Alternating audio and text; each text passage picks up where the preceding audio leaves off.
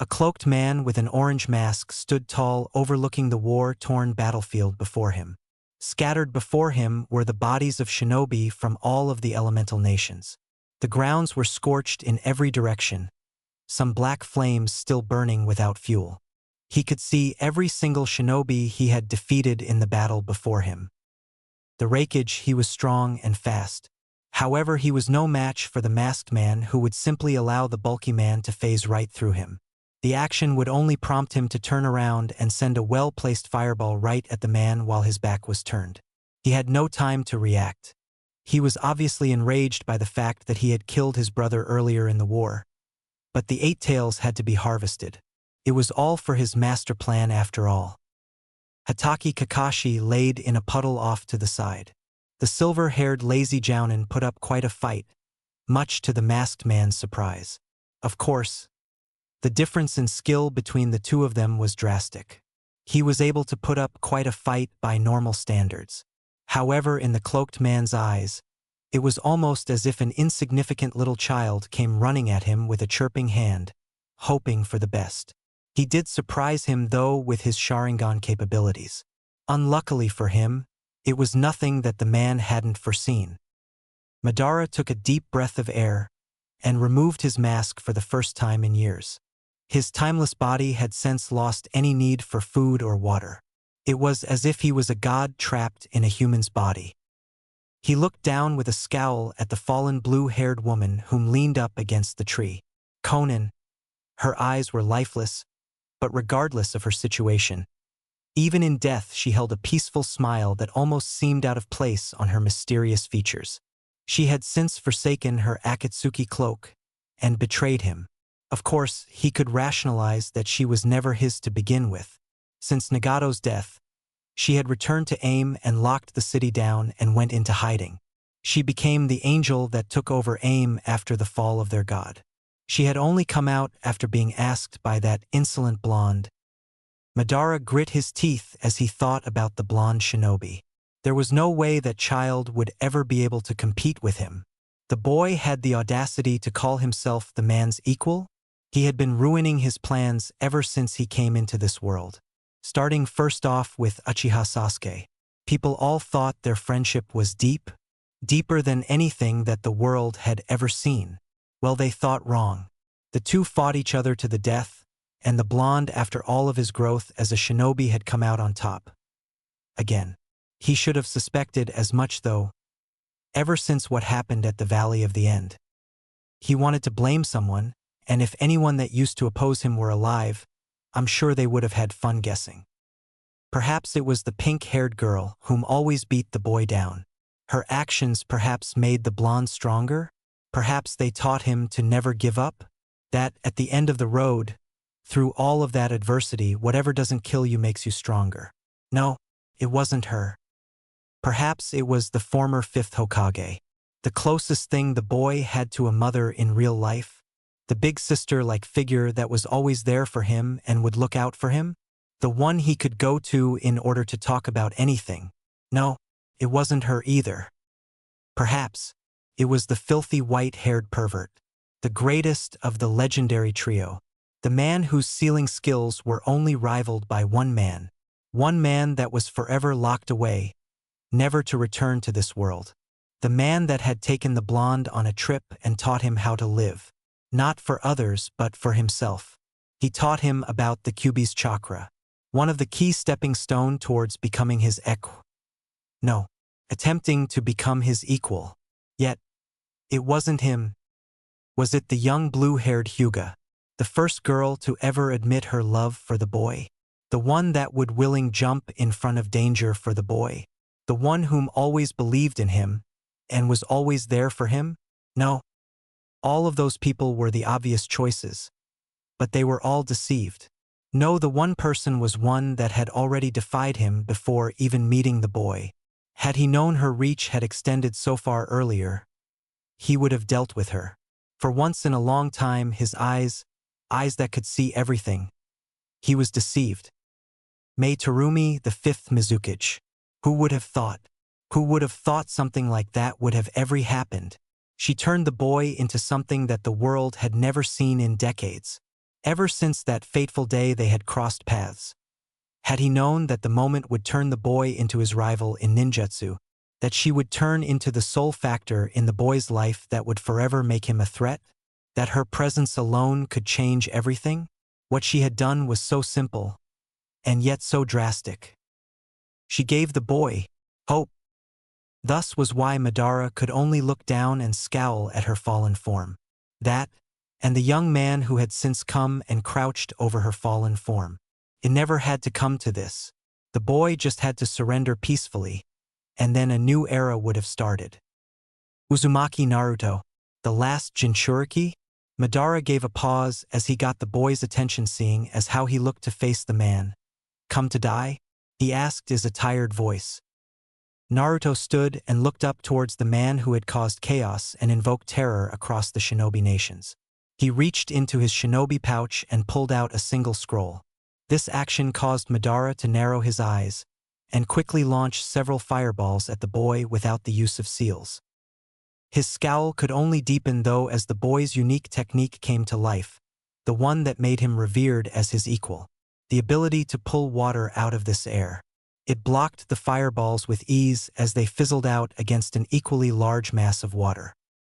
Naruto tossed the scroll in mid-air as Madara spoke. Boy, only I can live forever. Naruto appeared completely unfazed by the statement, and Madara asked the one question that had been forever plaguing his mind. Why do you live? He said in a condescending tone. Naruto looked up, and for the first time since he arrived on the scene, thinking about all of the families and friends he had in the world, he knew his answer, and it was obvious. Because I have something worth living for. The scroll unsealed. Naruto kicked a pebble repeatedly as he walked down the street. He had just asked his sensei, Kakashi, if he could train him for the upcoming Chunin exam. However, the man had declined, much to Naruto's displeasure. He had told him that Sasuke was going to need all the help he could get against Gaara, and that he had already promised he would train Sasuke. This wouldn't have bothered Naruto much considering it was a promise. Naruto knew more than anyone how important it was to keep a promise. The problem was, he knew his sensei was lying. He at least tried to line up another sensei to take his place, which was thoughtful of him. That was until Naruto met the sensei that was supposed to train him. He had defeated the poor bastard with a jutsu designed for perverts. The man had literally passed out. Naruto couldn't rely on anyone that would pass out for hours at a time over a single jutsu that was designed for perverts. So here was his problem. Sure, Sasuke was going to have trouble with his fight against Gaara without a doubt. Yet, Naruto was going to have trouble with his fight too. It wasn't like the Rookie of the Year Hyuga was going to be any easier. At least Sasuke had a few useful techniques under his belt that could possibly stand a chance against Gaara. There was no way for Naruto to even hope to beat Neji unless he was able to pull some wind out of his ass. So when he arrived at his favorite training ground and saw a woman in ragged dark blue clothing there walking on water, he was instantly mesmerized and had already begun making his way over there. Naruto's situation in the village being the Kyuubi's vessel certainly did not make him the greatest candidate for the best-dressed title. He owned very little, and the few things he did own were rather beat up. For example, his complete wardrobe consisted of 2 second-hand orange jumpsuits that have been stitched and patched up several times. Then naturally a couple pairs of underwear and a couple black shirts. That and some overalls that no longer fit him, but kept them for sentimental value. To be blunt, he looked homeless. Naruto sat down on a rock nearby the lake. The woman had since begun going through what appeared to be several different fluidly moving taijutsu stances. He could have swore he saw the water boil and bubble beneath her feet, but he didn't know for certain.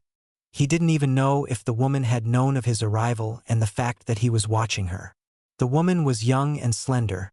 She couldn't be a day older than 25. She had ankle-length auburn hair with several bangs, one that continually covered her eye at all times. She had on dark blue nail polish and lipstick, which surprised Naruto slightly. It was an exotic look in his opinion, at least the color choices. Perhaps it was because of the area where his apartment was located. He was just used to all women wearing ruby red lipstick, high heels, and fishnet clothing with miniskirts. The proctor of the second part of the Chunin exam only solidified that opinion, since the only other female kunoichi he had seen besides her was one that, instead of fishnet, used bandages to cover her body. Frankly, not much better. She continued twisting and turning through various movements. It looked like a dance the way she was performing. Then all at once, she stopped and turned into water falling into the lake. The action thoroughly confused Naruto until he felt a hand on his shoulder, and someone lift themselves quickly over the stone to plop down and sit next Naruto.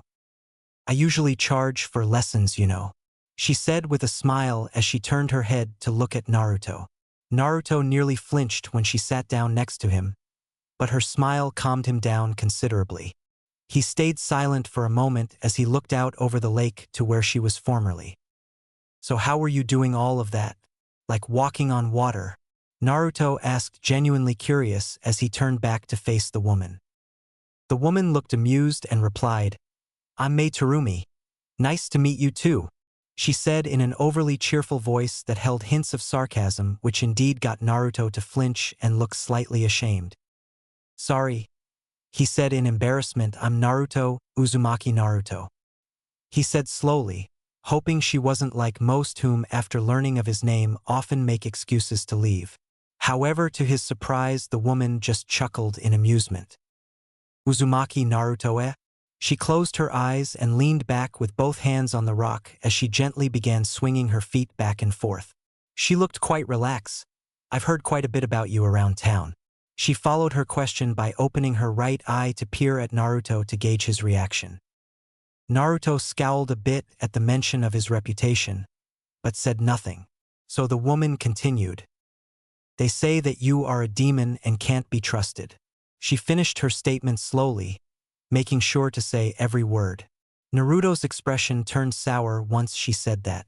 "That you are a real handful?" She sent him a questioning glance. The boy looked as if he was ready to just get up and leave. Yet her steady hand that she put on the boy's shoulder kept him in place. "Good thing for you. I don't always believe what I hear," she said with a grin as she leaned forward to get in Naruto's view. Naruto, on the other hand, was going through a range of emotions with his encounter with this Mei Terumi. He wasn't a complete idiot, unlike what most people thought about him. He knew this woman must have been someone from another village that was just visiting for the Chunin exams. However, it was surprising to say the least. He had met plenty of people from other village, and frankly they were the only people that would ever give him the time of day in the village. However, if they had already heard about his reputation from the villagers, and they usually do, most of them find it wise just to avoid him, and that was rather easy to do considering all they have to say is avoid the blonde-haired blue-eyed boy, and they would be fine since he was the only one whom existed in the village. "I also saw the poster. You are going to be in the upcoming Chunin exam, right?" she said, giving the boy a questioning glance. Naruto got his emotions back under control, but still didn't trust his voice to broadcast what he was feeling, so he resigned to merely nodding at the woman's question. She now sat up, and in the process got in quite close proximity with the boy, as she rested her hand on his leg while picking up a few pebbles of the ground and lobbing them into the lake for amusement. "So then why aren't you training with your sensei? I hear that the Hyuga are rather dangerous opponents. If I was in your shoes, I would be training constantly with my sensei." Naruto clenched his fists at the thought of his sensei. Sasuke was probably out there with Kakashi now, learning all sorts of cool jutsus that would just leave him in the dust when he got back. Then he would get praised even more than he does when he beats Gaara. Sakura will be fawning over him even more than she usually does, and he would never get the time of day. He would just be told to work on chakra control or the basics. Naruto ran a hand through his hair and tried to remain calm. "My sensei." He said the word sensei with a bitter taste with a pause before continuing. "Kakashi is going to go train my teammate Sasuke for the month." If Naruto was looking at the woman, he would have seen the slightest unnerving glint in her eyes when he said that. "He left you here, unsupervised, forsaking you for another teammate? Something tells me this isn't the first time, Naruto-kun," she said slowly, with hints of worry in her voice. Naruto scowled. For some reason, the woman who was sitting next to him always knew the correct choice of words to say to get under his skin. He prided himself on having a metaphorical mask that he could keep up at all times. A mask he could hide behind to pretend that things didn't bother him when they actually did. Yet here was this woman speaking to him as if there was no mask at all, or as if she knew exactly what to say to just slip under the mask for a mere moment to get her point across. Naruto stood up and got ready to leave, no longer wanting to continue this conversation any longer. Yet once he made his stand, the woman proposed an offer that he couldn't refuse. Well then, Naruto-kun, how about I teach you? I am from the Hidden Mist Village, but I can see that you have a lot of untapped potential, and it would be a pleasure to help you reach your potential over this next month. I believe I could teach you quite a bit of things that you would find useful. Naruto turned to face the woman and gave her a questioning glance. Like, how do I even know you are qualified to teach? The woman turned to Naruto and cocked an eyebrow at him. Well, Naruto, you don't. You just need to trust me. What other options do you have? Naruto said nothing.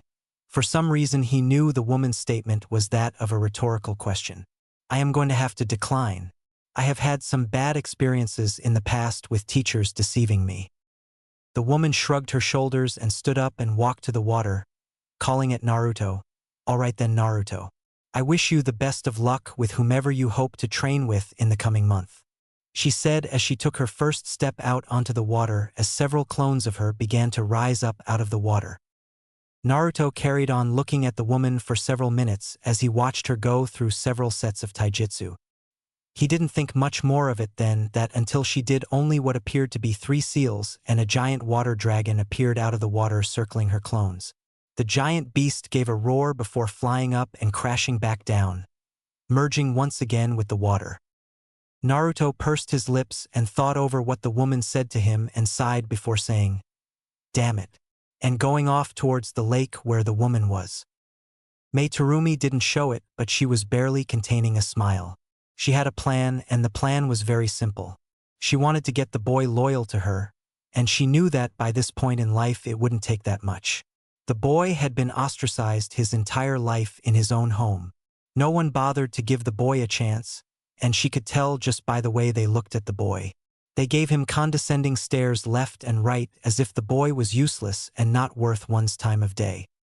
Yet that was far from the case, and that was why she was here. The Mist Village was formerly a strong nation that had the world's greatest sword wielders in all of the nations. Their power for a time was unrivaled.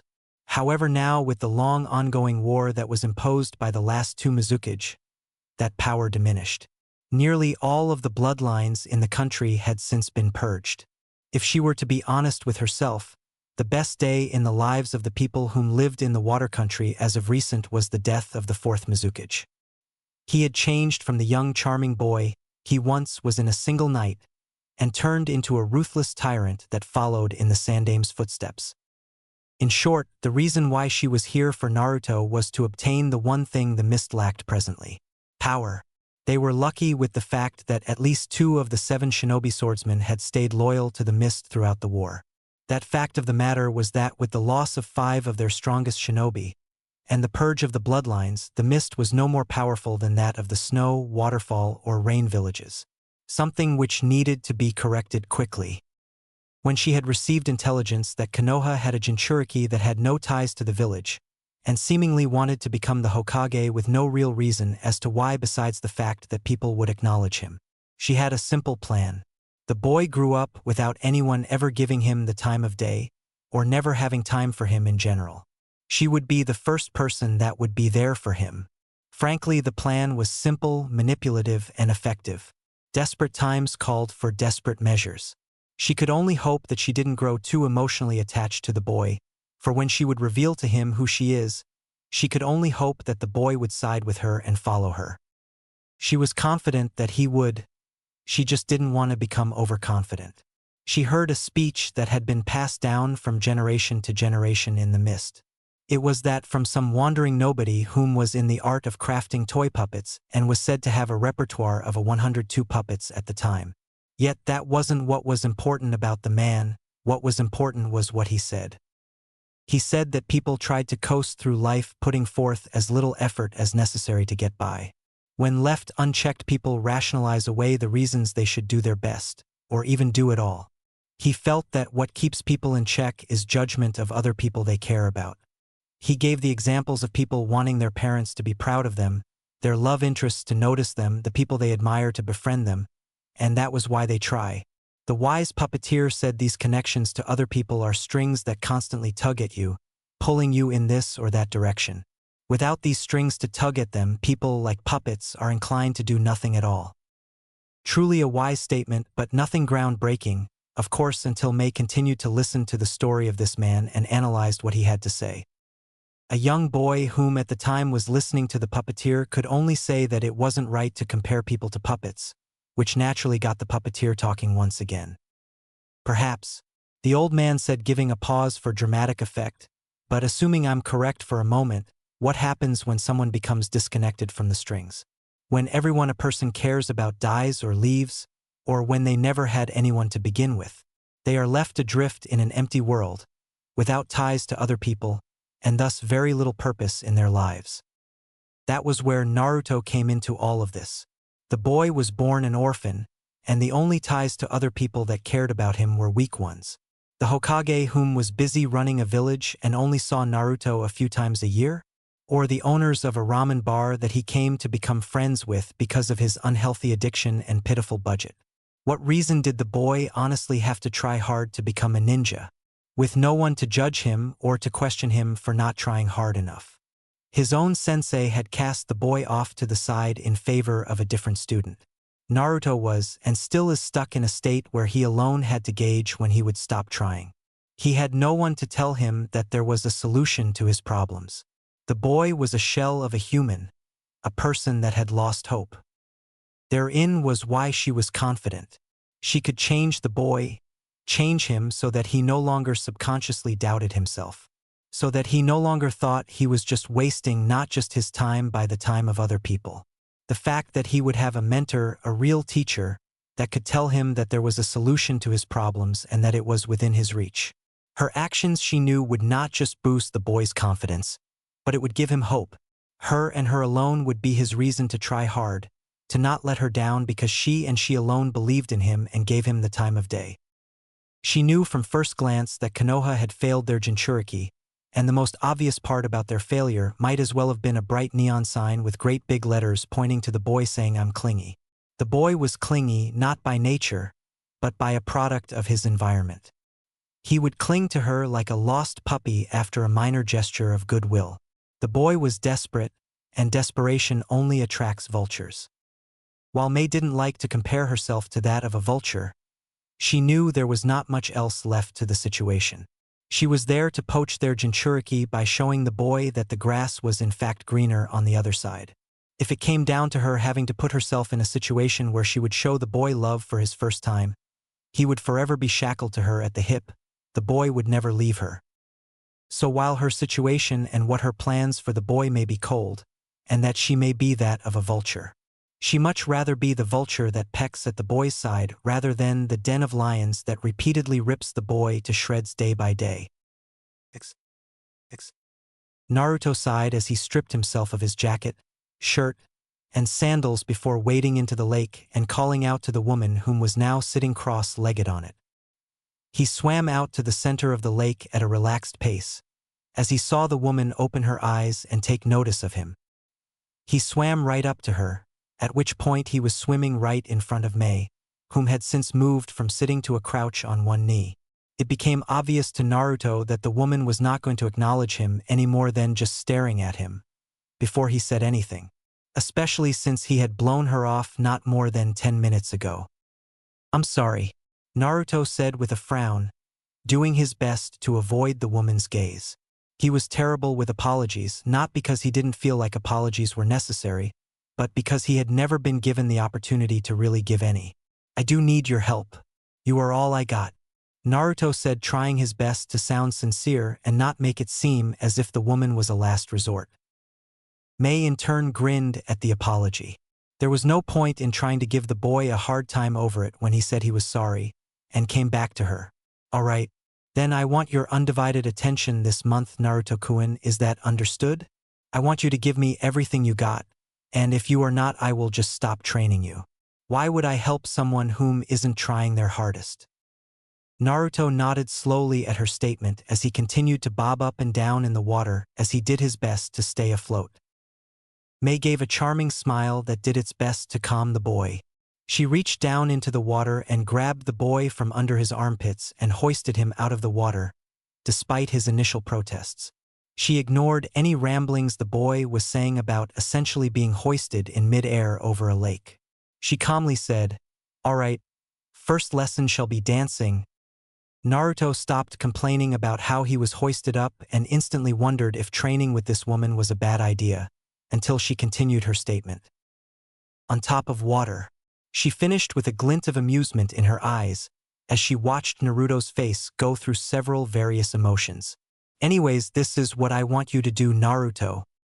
A week had passed since he had met his sensei. In truth, Naruto felt it had been a week since he had met his first real sensei. He wasn't trying to say that his previous teachers were bad.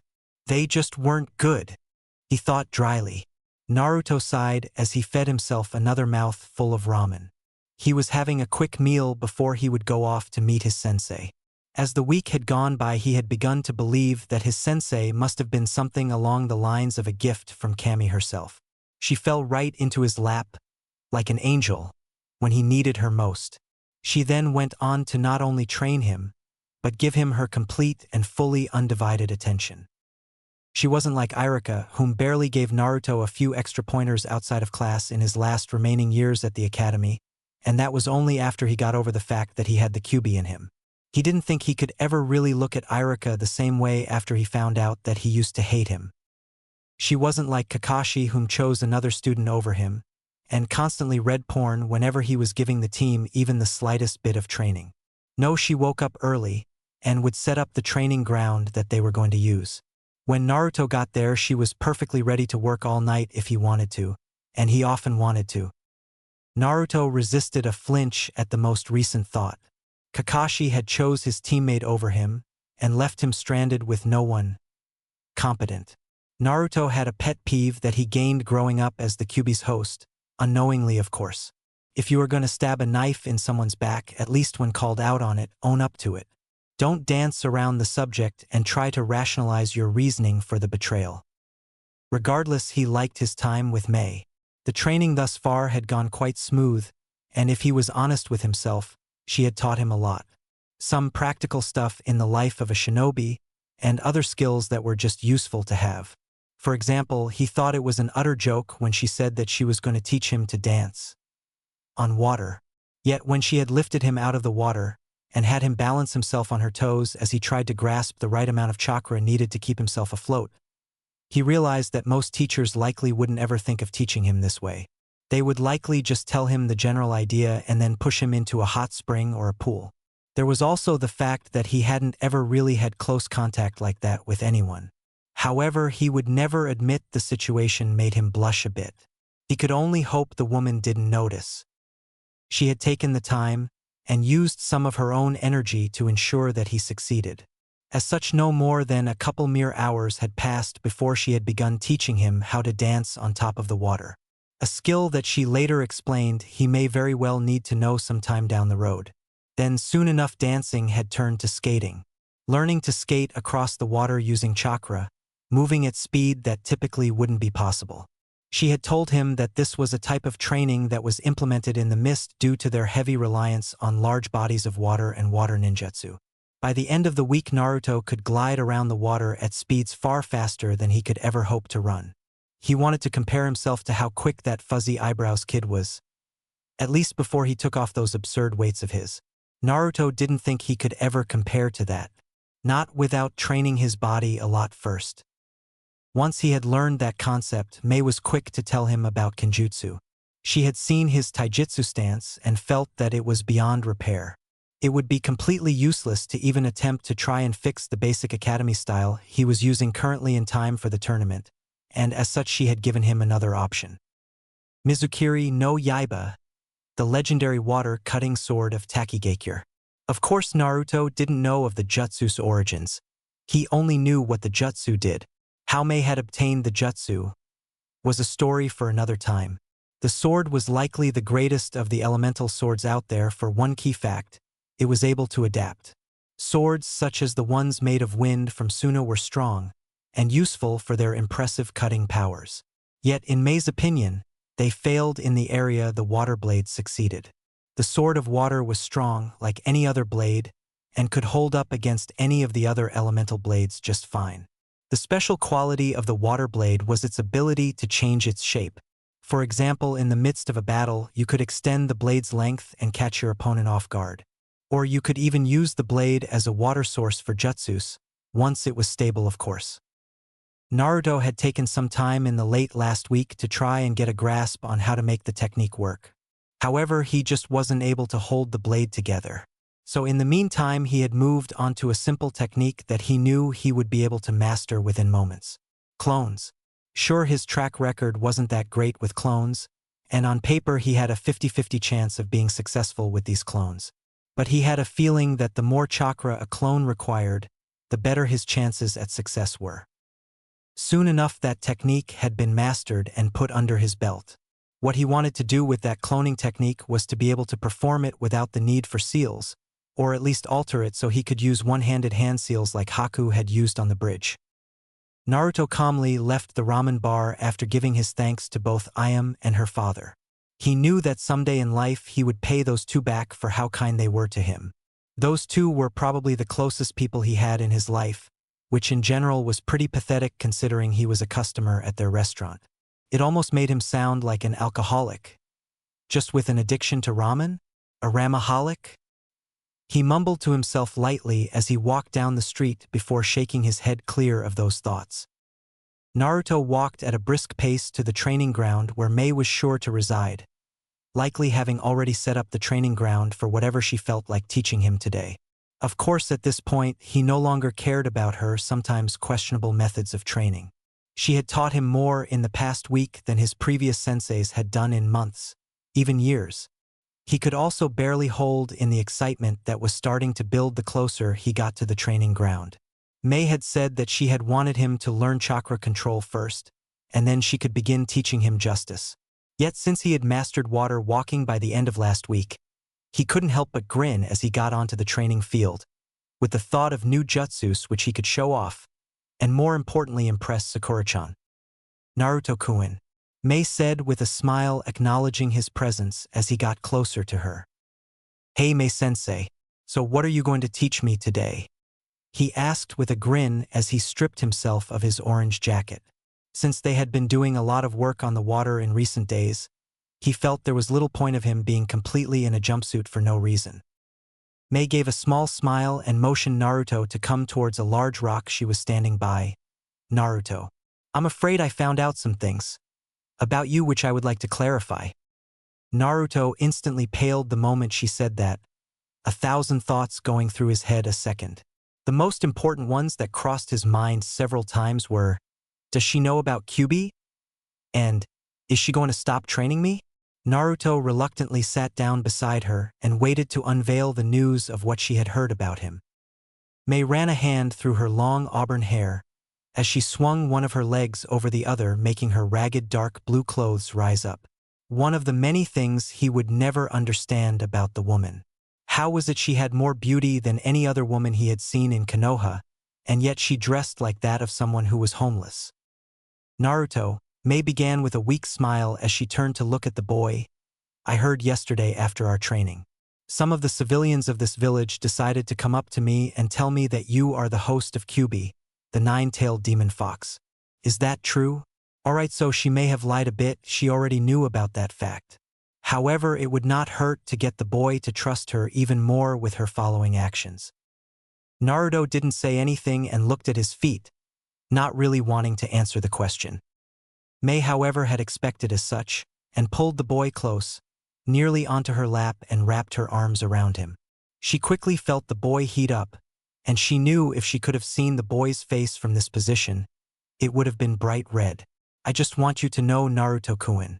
She began as she began to gently run her hand through his hair. You are not the Kyuubi, and in fact this only makes you far more special than I originally thought when I met you. You are a Jinchuriki Naruto. Naruto had literally felt his heart warm the moment she had told him that he was not the Kyuubi, and appeared to be accepting of his situation.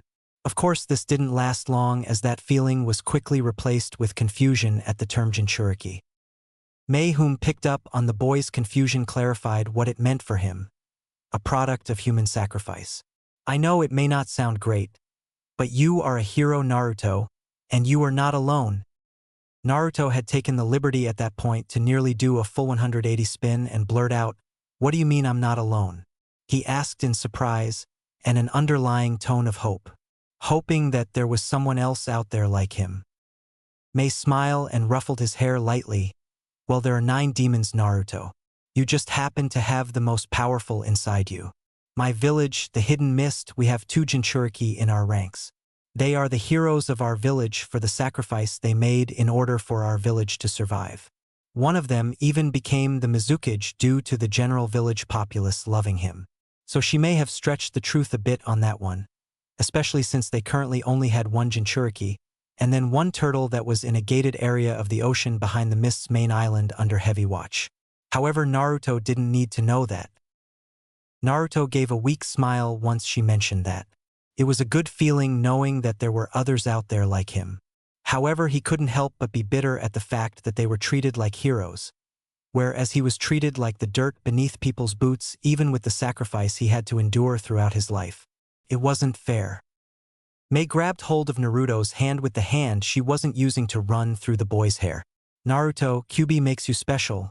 For example, your chakra reserves must be nearly endless, right? That, and you likely never get tired? You could go without sleeping, I imagine, correct? Naruto didn't say anything, he merely nodded his head. Ever since he had found out about the fox, he had thought the thing was nothing but a curse. Nothing but a thorn in his side. Yet when he reflected back on the beast, every time he was in need, the fox was there to help him. The fox was there to make up for his lack of training. Mei continued as the boy sat in silence. Then Naruto, I believe I have the perfect training for you, that can allow you to train 100 hours in a single hour, perhaps even 1,000 hours worth of training in a single hour. Yet first, I must give you a lesson because over the past week I have come to understand a bits and pieces about how you act as a shinobi. Naruto had perked up at the training, but decided to stay silent and just enjoy the close proximity he had to the woman. He imagined that this was the first time he had ever been held in the arms of anyone since the 4th Hokage had sealed the fox in him. Everyone else seemed perfectly content with ruffling his hair, as if there was a no-touching Naruto clause on the village. Naruto, you have told me about your teammate Sasuke, whom you say thinks he is so special because he has the Sharingan. You hate the fact that he is capable of just looking at a jutsu and being able to copy it, right? You think it is unfair? Mei questioned the boy in her arms as she rubbed her thumb on the back of the boy's hand. Naruto scowled at the mention of Sasuke, because it instantly made him think of what Sasuke was doing with Kakashi and the sorts of training the boy must have been getting. Naruto nodded his head in frustration. I think it is bullshit, he nearly yelled as he kicked a rather large rock several yards across the training ground. Suddenly his feelings on the subject just began pouring out. Because of those eyes of his, everyone in the village feels the need to kiss his ass. He even stole parts of a taijutsu style from one of our own shinobi. He finished in frustration. Yet why does that bother you, Naruto? She said suddenly after he finished his statement. She spun the boy off and out of her grip and onto the ground in front of her. I am teaching you because I believe in you, Naruto. I believe that you can become great, probably one of the greatest shinobi that the world has seen in a long time. Yet, in order to become great, you need to come to terms that this is a world of killers. That your life is training and becoming stronger. That you have to wake up every morning and realize that it is do or die. The Sharingan is a tool, an ability that allows the wielder to copy any jutsu he sees. However, don't fault him for using it. Get mad that the world is the way it currently is.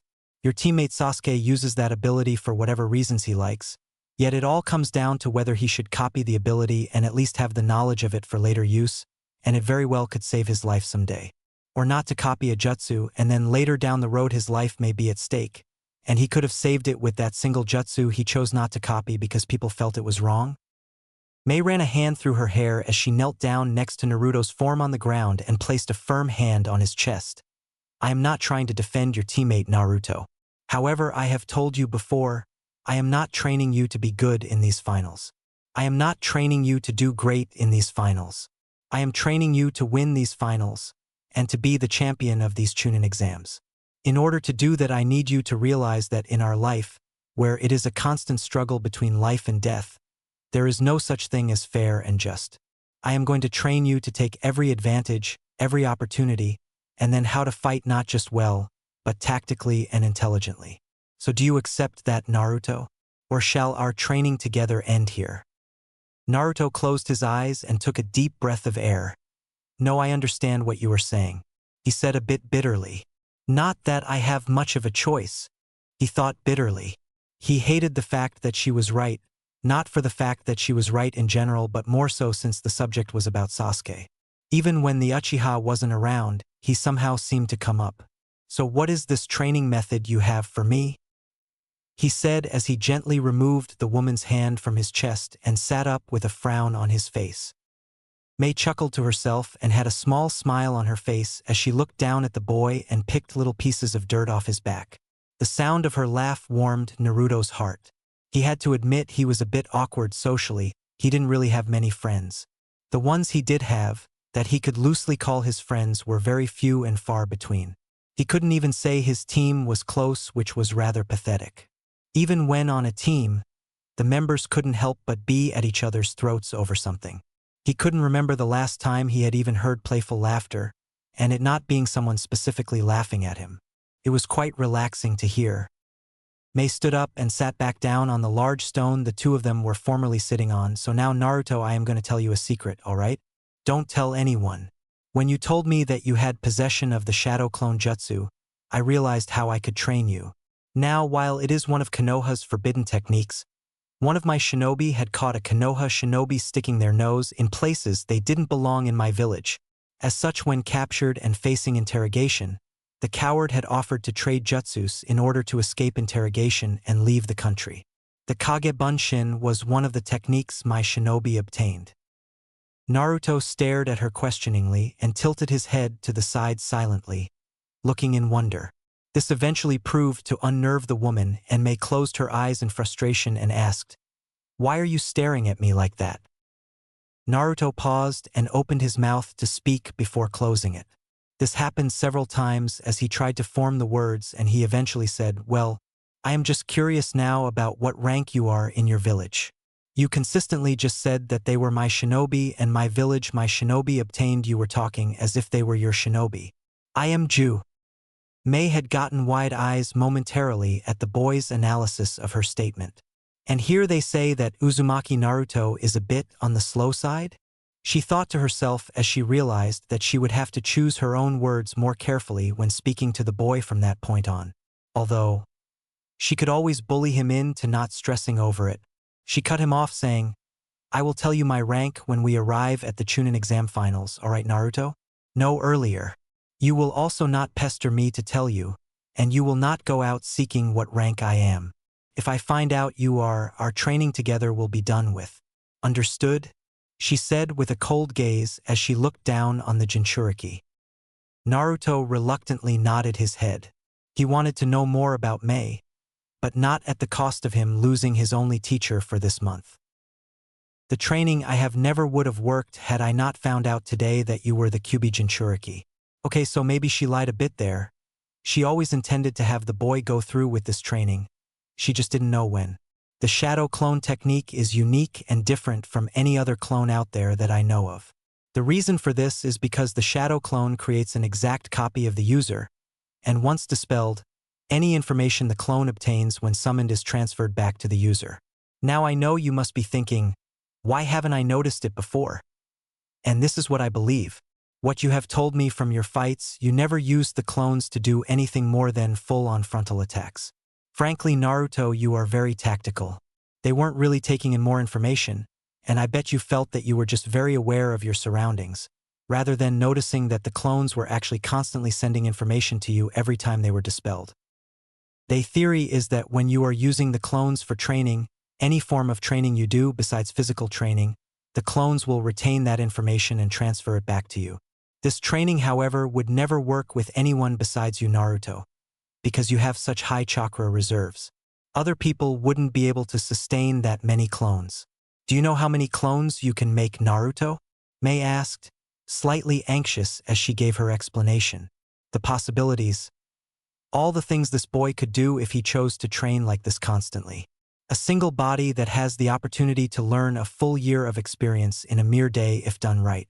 He could be the most powerful shinobi on the planet. She could only thank Kami that other villages didn't know the Kage Bunshin Jutsu, and Konoha had kept their Jinchuriki ignorant.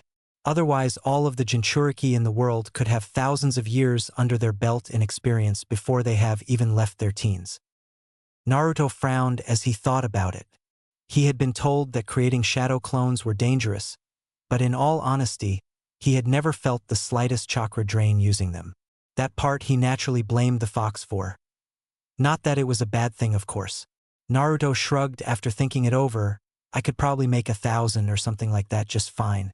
I don't really feel any chakra drain when I make them, so I don't know how many I can make really. Mei did her best to hold in her surprise when the boy said that he could make 1,000 clones if not more. However, when the boy had told her that, a whole new idea had come to mind that she couldn't help but grin at. Naruto, I have several things I need to help you with, such as your seal which you told me about. I will eventually get to it, but tell me, what do you know about your Nidaime Hokage? Scene break X. Naruto sighed as both he and Mei went off for their break from training. She had been training him since 8:30 in the morning till 3:30 in the afternoon. To most ninja, they wouldn't consider that very long. However, what she had Naruto do would have tired any shinobi out. Naruto didn't know what Mei was getting at when she mentioned the Nidaime Hokage. Yet after she explained how the Nidaime Hokage became one of the greatest shinobi in the world, and thought of as the world's greatest water jutsu user by even shinobi of the mist. His chakra reserves were that of which she could compare to a former shinobi in her ranks. Naturally, Naruto wanted to comment when she said her ranks, but he bit his tongue so he wouldn't lose his teacher. The shinobi had since left her ranks, Hoshikage Kisame, supposedly the greatest of the 7 shinobi swordsmen. He had a chakra supply of that of a tailed beast, and that was whom she compared the Nidaime to. She explained to him that her people had been trying for years to pull the water molecules out of the air, to do water jutsus without any pre-existing resource. However, it was just impossible for the average shinobi. The concept of pulling the water out of the air is extremely simple, yet the reason no one can do it is for the fact that they literally need to saturate the air around them constantly with bits of their chakra. It wouldn't really be that great of a technique if it weren't for the fact that since it is your chakra saturating the air, only you can use the water in the air, and no one else can just come out of a corner and create a water dragon right in your face. So with that thought in mind, she had Naruto start working on the technique with the assistance of clones. Again, it wasn't a hard concept or skill to learn. Many of her shinobi in the mist could do it, just not effectively due to how much chakra was required to do so. As such, Naruto had picked up the technique quite quickly and was able to do it in a single area effectively. Now her task for him was one that she was even forcing him to practice now. Saturating the air with chakra even as they moved around. Something that would certainly be harder to do, but if her could learn how to do it. He had the makings of becoming one of the best water users in the world simply because he could create water jutsus without a pre-existing source. They rounded the corner and Naruto started making his way to Ichiraku Ramen, but he was halted by Mei's firm hand on his shoulder. You need to eat something other than ramen. There is nothing wrong with how much you eat, however I am not going to sit here and eat ramen for another week. Come on. She finished spinning the boy around in the other direction. Soon enough they were upon the barbecue restaurant frequently visited by Team Asuma. So naturally he wasn't surprised when he saw their team there along with Yuhi Kurenai. However, what Naruto didn't expect was to catch sight of Guy's team. The sight of Niji made him scowl. Not for the fact that they were to be pitted against each other in the exams, but for the fact that the guy was an asshole. Who the hell hospitalizes their own cousin, even after he knew she was beat? When Naruto and Mei were getting seated, as Naruto walked by Niji he kicked his chair quite hard, making it slide a good foot. Usually ninjas have an expert sense of balance and it wouldn't have been a problem except for the fact that Niji was busy eating as if he was at some high-end ceremony. so the meat he had between his chopsticks fell flat to the floor. He appeared quite angry the moment it happened until he realized whom did it. He said just loud enough for Naruto to hear, "You should really respect your betters dead last." Their interaction had gained the attention of most in the restaurant, and they waited patiently for Naruto's comeback, if he had one. Naruto held back a scowl at Neji using the insult that was used by most of his classmates. He wondered if the fact that he had the lowest scores and was the dead last in the academy would plague him for the remainder of his shinobi career. Doing his best to not show that the comment bothered him, he shot back, "Whatever you say, girly locks." Naruto had to admit he felt rather lame with that insult. However, it isn't about how the insult sounds, it is about the reaction you get out of the person. Neji bristled in his seat and self-consciously adjusted his hair a bit. He tried to look amused at the insult, despite the glare in his eyes. "I see. I guess failures flock together. I can see why Hinata is taken with you," he said calmly in a level-speaking voice. It didn't stop the said voice from reaching all corners of the room since it was dead silent, everyone curious about the encounter between the Hyuga prodigy and the village scapegoat. Mei put a hand on Naruto's shoulder on that comment, hoping that Naruto wouldn't do something stupid. Yet Naruto wasn't called the most unpredictable ninja for nothing. Naruto shrugged out of Mei's grasp in an instant and stormed up to Neji over his comment about Hinata. It was fine if you were going to harass him, but it angered him when anyone would drag in any of his friends between one of their arguments. Naruto got into the boy's face, who had since stood up and glared down at Naruto. "I'll remember that when I got my foot on your face and pulling that stick out of your ass in the finals, Hyuga," Naruto said with a snarl at the older boy before him. Neji gave a fake smile, but in an instant Naruto was sent tumbling back by a quick, gentle fist palm thrust to his chest that left Naruto in a world of pain and with blood coming out of his mouth. Everyone knew that they would have stopped the encounter if they knew one of them would have resorted to violence. That, and no one expected it to be Neji who lost his cool in the argument. Guy looked gobsmacked at the fact that his student would do something so unyouthful.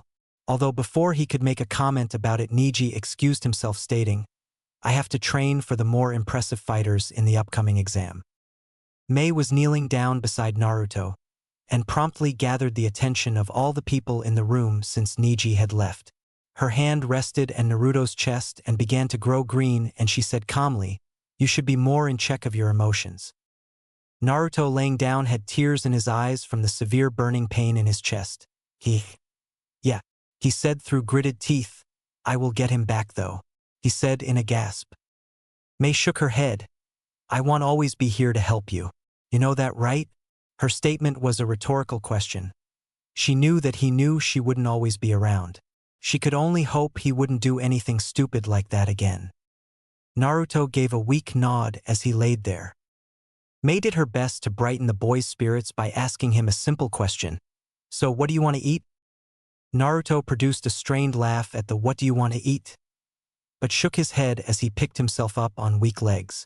"I'm not hungry anymore," he said slowly as he started making his way out of the restaurant, leaving shinobi of all ages looking at his retreating form. Naruto had a huge grin as he made his way down the street to the clothing store. Ever since Naruto had started applying shadow clones to his training, every day, no, every hour, he would grow in leaps and bounds. He had since perfected drawing out water from the air around him. It put a strain on his body, but he was sure that would lift as he used it more often. However, that wasn't why he was grinning, because he learned far more than that. The water-cutting sword he hadn't been able to really get a hang of last week was now perfected within an hour of training at the beginning of the week. Since then, he had been training personally with Mei off to the side on his body and how to utilize the sword to the best of his ability. The style was interesting. It was based on being extremely fast over bodies of water and dealing quick and overwhelming kenjutsu blows with the ever-shape-changing blade. Naruto just wished he could figure out a way to take the style to the next level.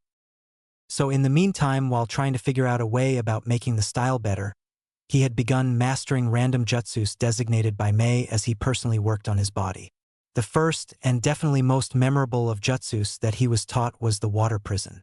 Mei explained to Naruto how the prison was often used just to stop the enemy's movements, and then finishing them off when they had nowhere to run.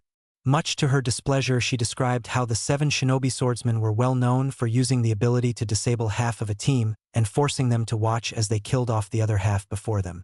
Naruto knew he could only be thankful that they had that reputation and tendencies. If Zabuza had chosen to take care of Kakashi the moment he caught him in the water prison, him and his entire team would be dead by now. There was one thing that made him smile when he thought about this training though. Zabuza could have killed Kakashi, and the battle was over before it even began. Added to the fact that Haku could have stepped in at any time. The concept that those water users were not only stronger than Kakashi, but stronger than his entire team combined regardless of their injuries. Well, his entire team minus Kyuubi. The fox was just an unfair advantage in any circumstance. Regardless, the thought made him grin that he was learning some of the water jutsus that had been used by shinobi better than his sensei. The next jutsu he came to learn over the week was very entertaining to watch when coupled with the fact he could do water jutsu without a source, which of course was just pulling the molecules out of the air. The water wall, a standard water jutsu that became legendary in the hands of Konoha's Naidame Hokage. The jutsu would create a spinning vortex of water around the user that operated like a shield. Due to its spinning properties, it was nearly impenetrable by most jutsus. The only ones that could really stop the technique were solid earth techniques. Even the counter-element lightning was rendered useless in the hands of the late Hokage. The water's current would merely provide a channel for the lightning to flow on before it would fizzle out like some weak firecracker. Naruto had also begun trying to create one jutsu that he felt could assist him in making this kenjutsu style he was learning even better. The problem was he was trying to learn it with one-handed hand seals, because if he couldn't do it with one-handed hand seals or without the use of seals, the technique was completely useless to him. Naruto broke himself from his train of thought as he appeared in front of the shinobi clothing store. Much to his displeasure, he found both Sakura and Ino in one corner of the store, and he did his best not to be noticed. Mei, despite the clothing she wore, seemed to have a ton of money. She gave Naruto an absurd amount of cash to buy his clothing from the store, and she just said, "Get something nice and blue." Naruto could barely contain his grin. He usually never had money to buy clothes that he wanted, so he stuck to the orange jumpsuit. However, he did like blue, it matched his eyes quite well. Of course, Naruto wasn't some fashion hound, but he did have a sense of what looked good and what didn't. It all came down to the money to buy it. Naruto was already in quite impressive shape before his training with Mei. He just never showed off his figure due to the fact that he always wore baggy jumpsuits. The training Mei had him doing only further improved how toned his muscles were. The standard training of a civilian could take months to obtain a desired level of fitness, where with a shinobi it could be done in mere weeks with the assistance of chakra. One of the reasons Naruto couldn't help but be impressed with Lee, whom didn't have that privilege and yet still kept in the best shape possible. Now Naruto was by no means bursting at the seams with his muscles, but he did have muscles that were hard as a rock, that were hidden by his jumpsuit. Yet with the money in hand, he had the intent of buying something that showed off how hard he worked, and show everyone that he worked extremely hard at becoming a ninja contrary to popular belief. Naruto walked over to the area of the store dedicated to pants and shorts among other things. He was doing good staying out of Ino and Sakura's line of sight as well. Naruto pulled some very dark blue overalls off the rack that he knew would loosely cling to his body, and the lower half would actually be quite loose on him. Naruto was a fan of overalls since he was a kid, mainly because before you can buy shinobi clothing you have to be in your final years of the academy. So in the meantime Naruto would always wear these green overalls over a black shirt with his green goggles and run around causing mass chaos. Naruto did have a feeling though he would look rather nerdy wearing overalls, so he held onto them but did his best to try and find something else he could use to spice up the outfit. He walked past a series of standard shinobi pants, something he didn't really want. He had been standing out his entire life, no point trying to conform now, especially when it appeared that no one really gave a damn about him, particularly his sensei Kakashi. That thought naturally made him scowl, and brush his was past the typical Chunin, Jounin, and Umbu pants that reminded him all too much of Kakashi's typical attire. Naruto came across a rack with an assortment of different sashes, and for a moment he for some reason became mesmerized and began thinking over his potential outfit in his head. There were numerous sashes just hanging there, typically worn by sword specialists, but on rare occasions by shinobi. They were mostly all in bright colors such as red, orange, and yellow, likely trying to stay true to Konoha showing its will of fire. However, there were a few others, such as a simple black sash. There was one that did stand out from all of the rest, and he knew with May telling him to get something blue, she would love this. The sash was long, going down to the ankles. It only covered one side of his legs, so it certainly would be an interesting contrast to see one leg covered to the ankle, and another showing the standard overall shorts that went a bit past his knees. When Naruto picked up the blue sash, he realized that it had an intricate black design that reminded him of something along the lines of sea dragons, or sharks diving and re-emerging on the water's surface. He quickly took it off the rack and draped it over his arm with a grin. He now realized that with his current clothing, having any form of tool pouch would be rather odd, so he didn't even bother looking for them. It wasn't like the style he was working on with May was really reliant on ninja tools anyways. If something came up that changed that, well, he could cross that path when he came to it. Naruto walked to the other side of the room where there were several assortments of armors on the wall. It ranged from chainmail to small bucklers to full-on gauntlets. Naruto, when he saw the gauntlets, could only grin. He had been doing things big his entire life, no point stopping now. Go big or go home, right? He thought to himself with an amused smile. He grabbed a gauntlet off the wall that would cover his entire left arm. The thing appeared to be flexible, but he still needed to try it on. The one thing he was happy about was that prospect of it being another way to block incoming attacks. He wielded his sword in his right hand, and most battles between two skilled opponents with a sword often revolved around a series of parries before a final blow. However, if he could just snatch an opponent's blade out of the air mid-swing, and then cut him with Naruto's own water sword. While slightly dangerous, it was far more useful than anything else he could spot in this store. Naruto didn't notice as he made his way to the changing room, but he had attracted the attention of both Ino and Sakura, who moved over to stand right outside the changing room waiting for him. Ino moved with Sakura and sat down in the chairs just outside the changing room.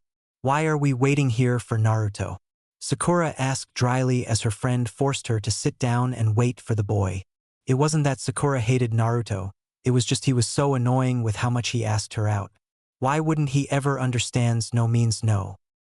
Sakura had conveniently ignored the fact that Sasuke had told her no countless times as well, because frankly, what did that have to do with anything really? Ino sighed. Forehead. Where have you been? How can you not be the slightest bit interested in Naruto right now? Ino said in exasperation, surprising Sakura sitting next to her. Didn't you hear about his encounter with Neji? Nearly everyone from our class was there. Where have you been? Naruto and Neji both got at each other's throats. I mean, who would have thought that Naruto of all people would have made it to the finals? Ino laughed a bit to herself, and we called him the dead last, she said with a weak smile on her face. Sakura pursed her lips at this information. She actually did hear about the encounter Naruto had with Neji, but really paid it no mind because she was all hung up on when Sasuke would be returning to the village.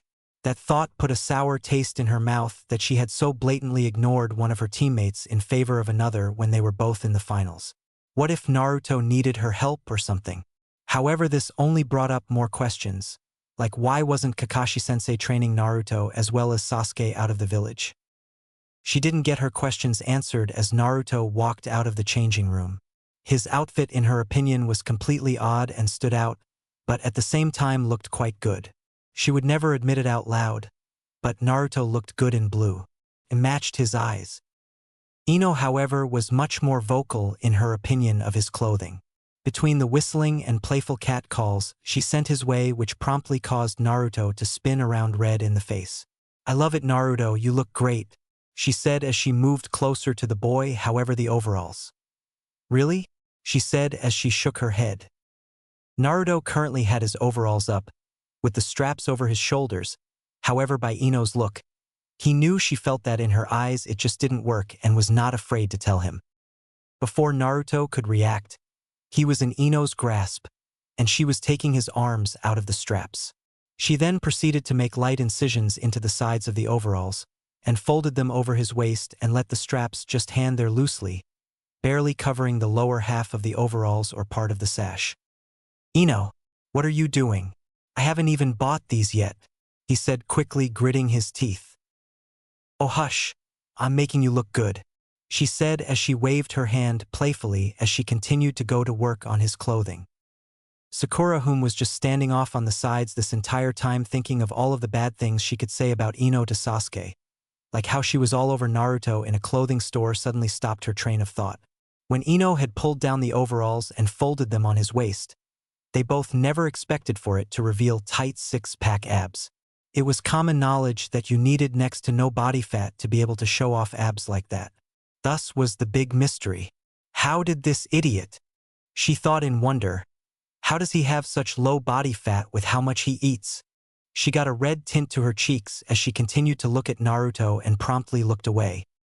Ino, on the other hand, being far more confident and less shy than Sakura, tapped her hand against Naruto's abs a couple times before saying, "Impressive. Someone has been working out at Naruto?" she said with a wink which made the said blonde blush before she reached up to the boy's blue headband. She noticed as soon as she begun to untie it that he double-wrapped the headband, hiding half of his length. The action of her untying his headband nearly made Naruto push the girl off of him. That was one of the things he didn't want anyone to put their hands on. While he didn't like the news he heard about Irika all those months ago, it was still one of the best gifts he had ever gained. He wasn't going to have some random person fuck it up, although, at present time he was too surprised with the fact that he was this close to one, if not the most popular girl in his graduating class, as she fawned over him and touched his body. His teenage body was having a bit of trouble adjusting to the situation. Ino quickly adjusted Naruto's headband in a way she felt would look best on him, and much to Naruto's surprise she adjusted it exactly to the way Zabuza had his headband on, over the head with remaining length of the headband going down the side of his face. Naruto took a step back from Ino and examined himself momentarily in the mirror. He had to admit her look was 1,000 times better than what he had worn before, but still he felt the need to throw out some form of a false time constraint. He felt that if he didn't soon, he would be stuck her modeling clothes for Ino all day. "Hey Ino, thanks for the help, but I really need to get going. You know, things to do, people to see, all of that stuff," he said quickly as he backed his way out of the changing room. He gave a quick wave to Sakura, but nothing more than that as he briskly made his way to the counter. He dropped a bit more than the desired amount of money on the counter, not bothering to wait for his change, and quickly made his way outside. Unfortunately for him, it appeared that both Sakura and Ino were in the mood to follow him, like they had nothing better to do. On any other day, he would have loved the attention he was getting from the two girls, but not when he was busy training for the finals. Naruto rounded a corner, stopped as his gaze narrowed. In front of the shinobi weapon shop stood both Neji and Tenten. Neji was facing the opposite direction, with Tenten facing Naruto, albeit from a significant distance. Naruto held back a growl at the sight of the boy. Normally, he wouldn't attack someone from behind, especially when intending to start a fight. However, the fucking white-eyed asshole had attacked him last time they met, and this time his ass was going down. Naruto marched up at a rather quick pace, preparing to hit the boy quite hard in the back of his head with his gauntlet-encased fist. He was going to take much pride in knocking that all-seeing girly-looking prick to the ground. Naruto rushed up in the final steps, getting ready to attack the supposed Hyuga prodigy, but this action was noticed by Tenten, whom rushed in front of Naruto and nearly hugged him at the chest, doing her best to hold back the impressively strong boy. "Naruto," she said quickly as she tried her best to push him back several feet, which was nearly impossible until both Sakura and Ino, whom were following him, and stepped in and assisted the girl. There was no need for some brawl between the two to happen in the middle of the streets. Naruto, shocked at the fact that 3 people were restraining him, couldn't help but voice his opinion when Neji turned around. "Let me at that girly bastard. I'll turn his white eyes black and blue," he said as he shook against his human restraints. Tenten turned to her teammate. "Neji, get out of here. There is no need for another fight." Yet by the time she had said that, she realized what her teammate intended to do. The Hyuga genius had since activated his family bloodline, and as Tenten stepped off from trying to restrain the blonde and moving to restraining her black-haired teammate, it was too late. The black-haired genius was too quick. He once again had slid in and given Naruto a vicious palm thrust to the chest, while Naruto was being restrained by two girls whom thought they were helping the boy. The girls instantly let go of the boy on reflex when they saw the attack coming, hoping that Naruto would get out of the way. Yet Naruto could only slump to the floor and once again, luckily this time not coughing up blood. Through blurry vision he watched as the Hyuga prodigy smirked and gave him a condescending stare and saying, "Give up, Uzumaki, you are fated to lose against me always. It would only be foolish for you to intend to fight me at the finals," he said calmly before walking off. Tenten had rushed over to Naruto, nearly shouting in his ears a string of apologies with slightly teary eyes. She didn't know Naruto that well, but the fact of the matter was that her actions were the ones that caused him to get hurt. That fact alone hurt her own pride. With her role model being Tsunade, one of the legendary Sannin, the greatest healer in the world. Her actions causing someone to get hurt and having no way to help the boy afterwards. Well, it was a significant blow to her pride. She had intended to stop a fight and thought that her teammate would have taken the high road. She knew that Niji could get violent, but the boy was never even that violent with Lee. She had no idea why this boy got on her teammate's bad side so easily. Niji wasn't one to just get angry and attack someone over a simple tournament. There had to be something more to this rivalry that was starting to grow between the two, something more than just the upcoming finals. Naruto grit his teeth as he sat up. He wasn't in near as much pain at the first time. Perhaps it was like he was used to the familiar burning in his chest. Still, it didn't stop a scowl from spreading to his face as he stood on shaky legs. He looked down the long street as the Hyuga prodigy turned the corner, and his first thought was to chase after him. However, he took a deep breath and relaxed himself. He knew he had things to take care of, but he did know there would be one place he would be visiting later. The library. Exene break X. Exene break X. Time skip, 7 days till the finals. Naruto gave a heavy sigh as he walked down the street beside Mei. He was close to mastering the technique he had been working on. He had technically already accomplished his intended goal with the technique. He just wanted to try and be able to utilize the technique without hand seals to make the skill all the more powerful. The technique wasn't even hard really, it was merely a variation on another technique. However, if he could do it without hand seals, it could prove to be one of the more deadly abilities out there and in his arsenal. That aside, he did have fun learning several techniques over the course of the week. This week, unlike last week, it was mostly offensive techniques, much to Naruto's pleasure. The first jutsu was one he knew very well. Hell, how could he ever forget the first really destructive jutsu he had seen? The water dragon. When Mei had told him that he would be learning that, at first he wanted to laugh until he realized that she was serious. She didn't even teach him the technique that required 40 seals. She told him that shinobi from the hidden mist village once upon a time stole a scroll from an enemy village in hopes to learn several techniques. Among these techniques were genjutsu such as the Bringer of Darkness technique, but more importantly, the person they stole it from created a way to utilize the water dragon jutsu with a single hand seal. Truly an amazing feat, unfortunately for her and the shinobi that stole the technique. The single hand seal was only viable for a water dragon if you had enough chakra to just override the need to use all of the seals to do the different chakra moldings required for the technique. Now, there was always a saying among shinobi and civilians alike that goes something along the lines of you need to learn to crawl before you can walk, you need to learn to walk before you can run. Essentially saying that there was an order in the way things get done. Naruto found out this week that Mei did not believe in that order, at least when it came to training. Naruto felt that if she was an instructor teaching students how to swim, she would take them into the center of a lake and push them off and telling them to swim to shore. Dangerous, but usually quite effective. So when Mei had come to him and told him that if he didn't get this technique right, he would blow off his arms. Well, he chose to stick to it but be extra careful, which meant using clones as sacrificial lambs as he began to learn the technique. Later on, however, after mastering the technique and realizing none of his close actually had their arms explode, Mei had in fact told him that she had lied. Naruto felt like an idiot. The next technique he learned over the course of the week was extremely useful, and in reality Naruto thought it was the perfect defensive water jutsu. The Water Fang Bullet. The deadly technique was simple yet effective. You could conjure yourself up tiny little whirlpools in the water that could rise up still having the spinning motion on the water. The current that is applied to the rising water gives it the potential to maim the opponent quite effectively. The fact that you can make them sprout up virtually anywhere there is water only adds to the dangers of the technique. The last technique that Naruto was able to perfect this week was quite simple, much to contrary belief. The problem with the jutsu was the required amounts of chakra that were needed to perform it.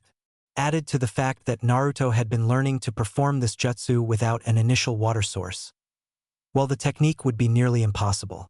Mei had told him that only 2 people in history, at least to her knowledge, had been able to perform such a feat without a water source. The technique was commonly used to create a watery battlefield, fueling the power of any water user out there. Yet for Naruto this technique was mainly a way to quickly perform the ability to draw water from the air. Naruto didn't personally feel the technique was that useful for him, but he wasn't going to look a gift horse in the mouth on the subject. As Naruto walked down the street with Mei in step with him, he could barely contain his smile. The thought that he had come so far in such little time? All he needed was the experience, and he knew that he would become quite the shinobi. This was something Mei also took time to acknowledge, and she even told him that she would try and figure out a way for Naruto to gain some experience before the exams. Yet his happy and cheerful mood instantly turned cold as he rounded the corner on a restaurant. He then remembered exactly why he had been training and why he had gone to the library for information. That white-eyed pretty boy was sitting in the outside area of the barbecue restaurant where they initially had their first encounter. Naruto grit his teeth at the thought of all of the encounters he had with the boy over the past month. Mei had caught eye of Naruto's sudden stop and attempted to reach out a hand to keep him calm, but it was far too late for that. Naruto had begun his approach. XX meantime at the table with Niji XXX. The table was littered with several Konoha shinobi that had made it to the preliminary rounds of the exams. Kurenai's team was absent from the table, although she was present. Sure, she was not the greatest fan of the Hyuga male sitting at the table, but she wasn't going to let that boy get in the way of her spending time with her boyfriend, Asuma. Asuma had all of his genin here, and he had for the majority of the month had a 4th member of the team that was Sakura. Despite how much both Ino and Sakura fought each other, they still remained friends, even if distant. This only became even more evident after their battle at the preliminaries for the exam.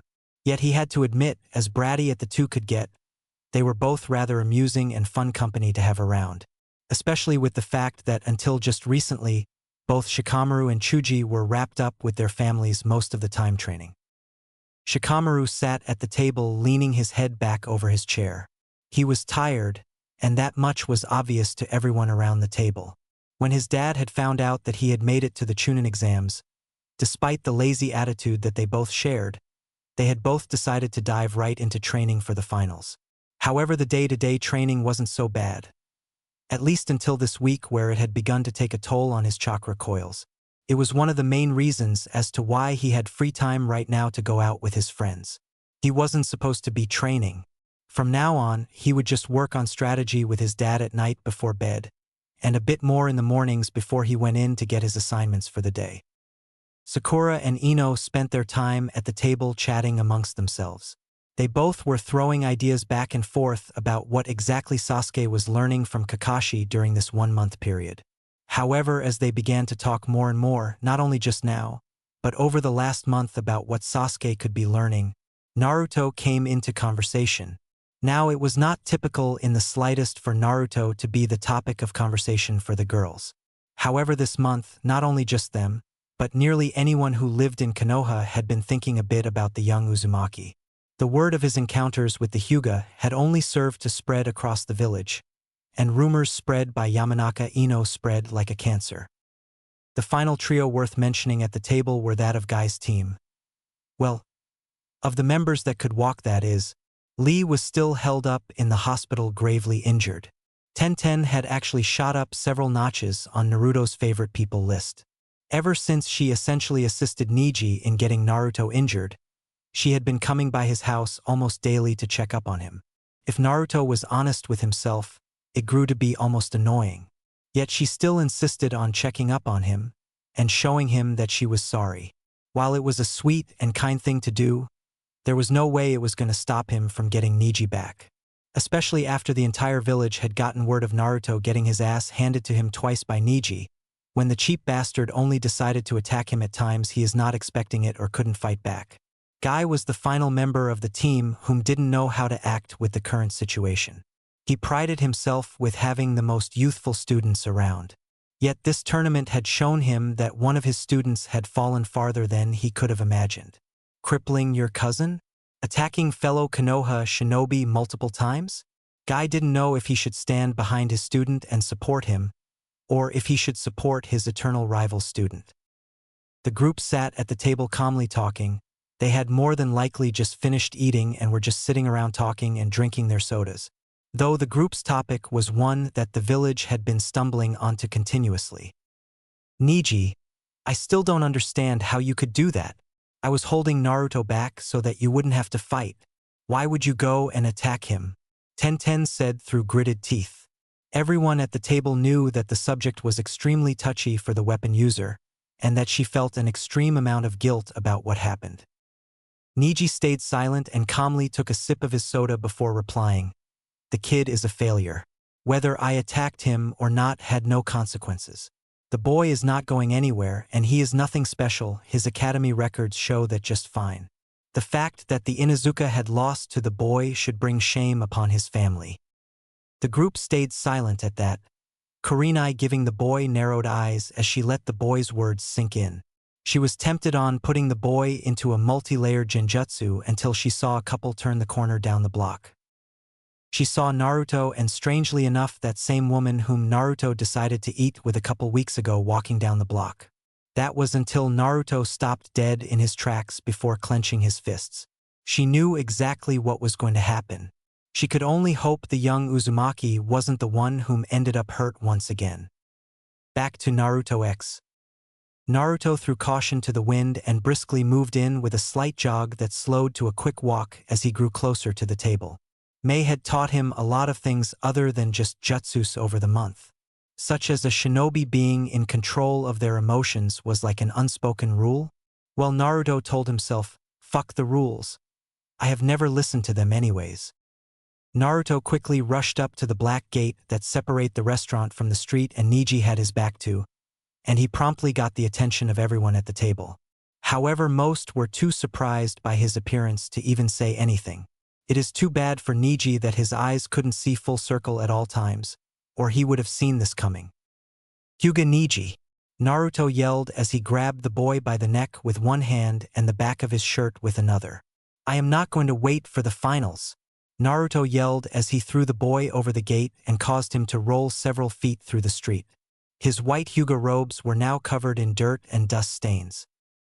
The Hyuga prodigy was quick to get up with a glare of narrowed eyes and activated his Byakugan in an instant, sliding into his family's fighting stance. Naruto, however, paid no mind as he backed up to the table ever so slightly, reaching behind him to grab the alcoholic drink that Kurenai had since poured into her cup. The others at the table had expected her to protest, particularly Guy. However, Kurenai could very well care less what happened to the Hyuga prodigy, and frankly was hoping Naruto was able to give the boy a significant injury. You backstabbing, white-eyed, girly-haired, little bitch. Naruto said a string of curses as Niji's muscles tensed as he prepared to slide in for what Naruto didn't know, but happened to be several well-aimed tenketsu attacks that would have left the boy immobile. Niji slid in quickly, preparing to strike out with both hands, and everyone at the table thought Naruto was once again going to get his ass handed to him by the branch member. Yet Naruto once again surprised them. He pivoted to the right, letting the first strike pass right by him as he caught the boy's other hand with his free hand. Naruto then used Kurenai's alcoholic drink and splashed it into the boy's eyes. The boy didn't even see it coming. A family prided on being able to see everything closed their eyes as rarely as possible to keep up with everything happening in the battlefield. The key problem with any of the eye techniques of Konoha that many fail to realize is simple. They actually have to be actively looking at you for them to work at all. Niji closed his eyes in pain, no longer seeing in his perfect full-circle vision, and spun around trying to get the burning substance out of his eyes. "Hey Niji!" Naruto yelled as he cracked his fists before sliding into a fighting stance. "Come finals, your ass belongs to me." Several people at the table had their eyes open wider in surprise as Naruto slid into the fighting stance. "Hey!" Tenten began as she stared at Naruto in surprise. Guy finished her statement with slight disbelief in his voice. "The gentle fist fighting stance?" he said in a low whisper. Niji spun around to Naruto, having since cleared a bit of alcohol from his eyes. Niji turned to Naruto and looked at him with blurry vision. But any movement the boy could have seen, he had no time to react to. Naruto slid in with the fighting stance that Niji had used the past 2 times to attack him.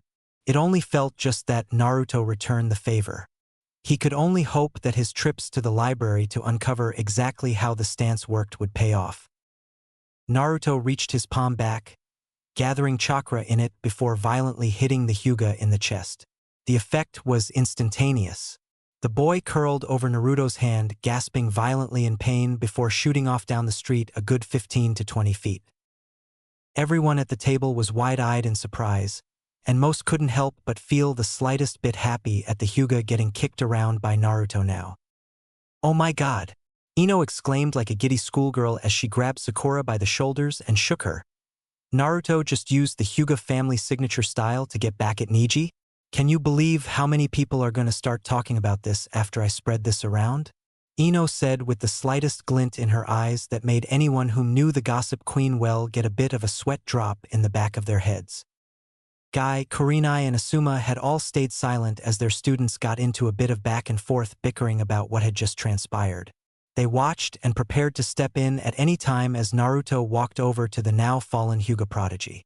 They couldn't shake from their mind the simple idea that was not how the Hyuga fighting stance was supposed to go.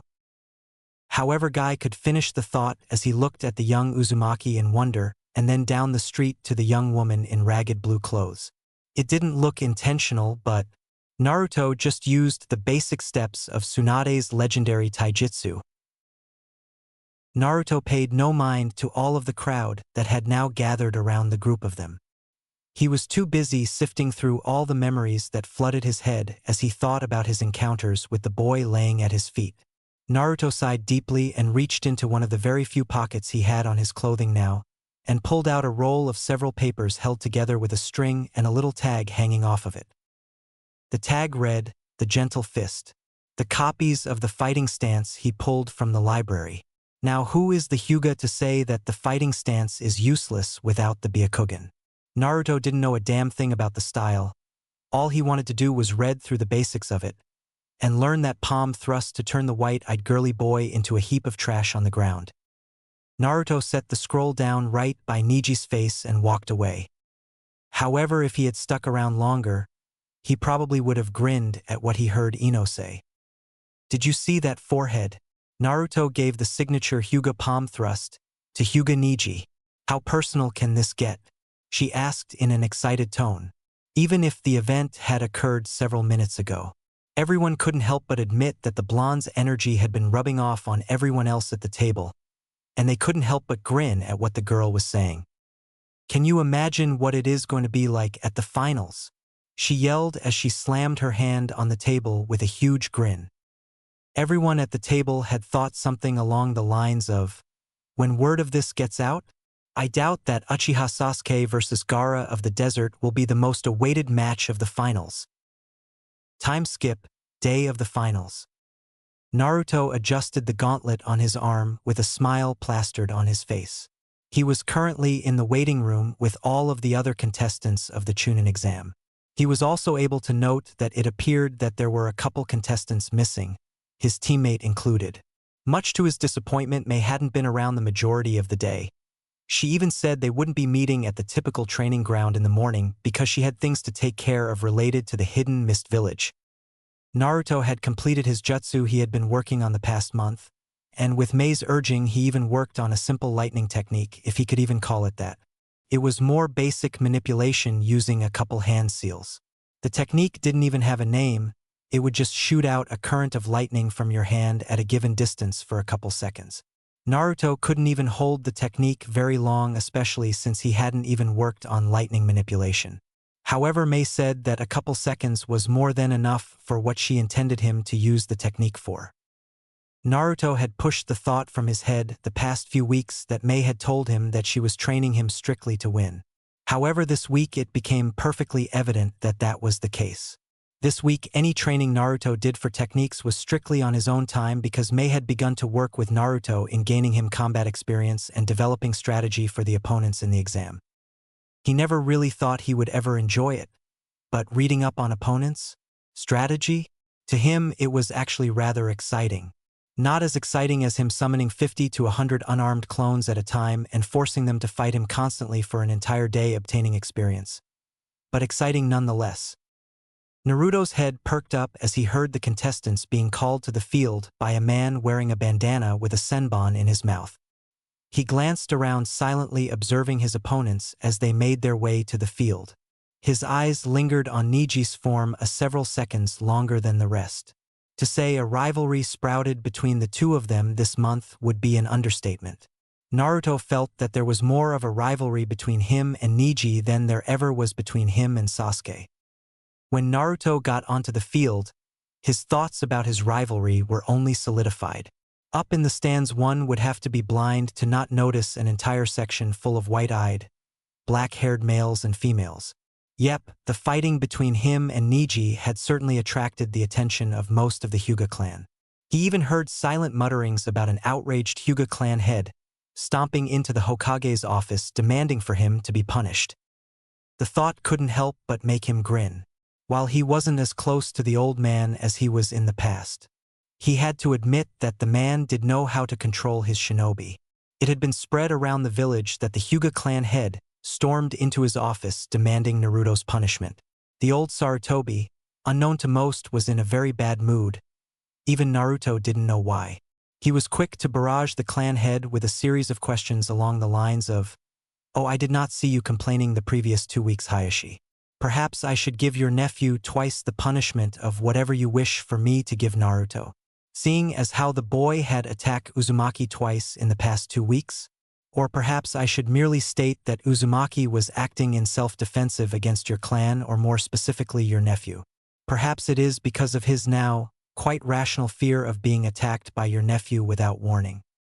He continued barraging the man with questions and statements which promptly lead Hayashi to flee the Hokage office. After a mere minute of statements and various punishments he could inflict on the Hyuga boy if Hayashi wished to play favorites. He already knew he was going to have to break the no fighting outside of the matches rule for the two young shinobi. Naruto wished he could have been there to see the Hyuga clan head's face. Naruto glanced over silently to the red head whom was participating in the exam. Naruto remembered quite well what the boy had done to Lee. Yet he hadn't been on his mind until the past week during his training for the exams with Mei. Mei had reminded him time and time again to start paying more attention to the red-headed boy, seeing as how he would be solely the most dangerous competition he would have in the exam besides perhaps the Uchiha whom was nowhere to be found. Naruto had spaced of the senbon chewing man's introduction to the exam, but knew he was going to be the first to fight. So he had one simple question, and the answer would tell him if he could go with his Plan A or Plan B strategy. In the Chunin exams after Lee's fight with Gaara, everyone had turned to look at Naruto as he asked his question. "You would fix the stadium after previous battles. Are you going to be doing that here?" The senbon chewing Jounin raised an eyebrow at Naruto's question and shrugged. "Well, those preliminaries you guys had were a first-time thing. However, it is a rule for the finals in every village except for Iwagakure that the battlefield must remain the same. The 5 Kages, when developing these exams, felt it was necessary to keep the Chunin exam finals battlefield the same and force the possible future Chunins to show their ability to adapt to different situations." Naruto nodded to himself and continued to ignore the proctor of the exams that was essentially stating the same things that were said for the preliminaries. He spent his time looking around the stadium trying to find Mei, but much to his displeasure he couldn't find her. However, he did see his teammate Sakura in the stadium, and she gave him a wave when he looked at her. He assumed she was returning the favor for the fact that he cheered her on in the preliminaries. He doubted that she was just being genuinely nice. As big of a crush he had on her, he knew her better than that. She was rarely, if ever, genuinely nice to him. Uzumaki Naruto versus Hyuga Niji. The proctor called as he read their names off of a paper. Everyone else in the stadium save the most anticipated shinobi battle of the finals left the ring. This left both Niji and Naruto to get into position. Despite the hundreds of people in the stadium above them, when the proctor had called for the fight to start, the area was deathly silent. Naruto and Niji stood across from each other, neither in direct striking distance. You could cut the tension with a knife, it was so thick. The small gusts of wind that flew through the stadium floor, kicking up bits of dust. Naruto began to back up to the wall, which caused Niji and several of the Hyugas in the stadium to smirk. A wise choice to flee Uzumaki, Niji stated with a condescending smirk on his features. Naruto ignored the comment as he allowed Mei's words and practices over the past week to guide him as he pulled out a sealing scroll. I am going to make this battle so one-sided that you are going to look like a disgrace to the Hyuga family name. Naruto said in an even tone that mirrored Niji's, which got the stadium's attention. I told you, Naruto, that I was going to teach you so you can win this exam. If you have learned anything from my teachings, the one thing I want you to remember is that you utilize any advantage you can that could adhere your opponent. That is why the very first action you take in the exam is going to be creating the field your home. To make it so you always have the advantage no matter the situation. That is why the scroll will be your first step to victory. With that, Naruto stuck the sealing scroll onto the Chunin exam wall and unsealed the contents. Water flooded out of the scroll at rapid speeds, as if a dam had broken. The action surprised everyone in the exams, even more so than Naruto's new outfit. Niji looked on in mild surprise as Naruto continued to stand by the water that was flooding out of the scroll and quickly filling the Chunin exam floor. The shinobi that were on the ground floor when Naruto had asked his question about altering the stadium all had narrowed eyes. They never imagined anything like this when he asked the question. Any plans they were forming in their heads or had previously formed were completely changed now that the exam could very well turn into a battle on top of a lake. The majority of the shinobi in the exam were now all thinking about one thing: chakra. Sarutobi sighed as he held his head in his hand. Frustrated would be a nice way to describe how he was feeling. With all of the commotion around the village the past month about Niji and Naruto had certainly caused him problems. However, he wasn't even thinking about Naruto's encounters with Niji. It was whom Naruto was repeatedly seen with. A woman whom his shinobi reported to be dressed in blue most of the time and had auburn hair. At first he smiled when he heard the news. The thought that someone was giving the boy the time of day was a nice thought. The boy deserved some happiness. Yet as he continued to hear more and more about it, he started to look into it. He sent several shinobi to track the woman down and question her, yet she always seemed to evade any form of pursuit. However, they were all able to report her features but never her name. Sarutobi at that point took the time to take matters into his own hands. Yet once he felt the damage had already been done. He wished he took matters into his own hands earlier. If he had, perhaps he wouldn't be in this situation. Sarutobi paused his train of thought as both he and the Kazekage were staring down from the Kage box in mild surprise at Naruto's action. Sarutobi more so than the Kazekage. He had never expected Naruto to ever pull something like this for a tournament, but in general the concept was genius. At least until he thought back to the woman and scowled. This obviously wasn't the boy's plan. He could only grit his teeth as he continually visualized a woman with auburn hair, and could honestly only remember one woman that truly stood out amongst his memories in that regard. Sarutobi looked around with the eyesight akin to a hawk at all of his jounin, but particularly the jounin of the rookies as they observed Naruto's change to the battlefield. He could tell that their faces were trying to hold back some surprise of the boy's action. However, it was justly so. The boy had forever changed the exam for people and forced them to constantly be draining chakra.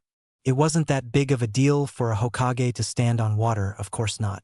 Neither was it a big of a deal for Naruto, a Jinchuriki, to stand on water. Their chakra supplies were vast. However, Naruto could more than likely stand on top of the water all day with his reserves and not even feel winded. This was in contrast to the average shinobi with genin training. Well, number one, they very well may not even know how to stand on water in the first place since it is a Chunin level practice.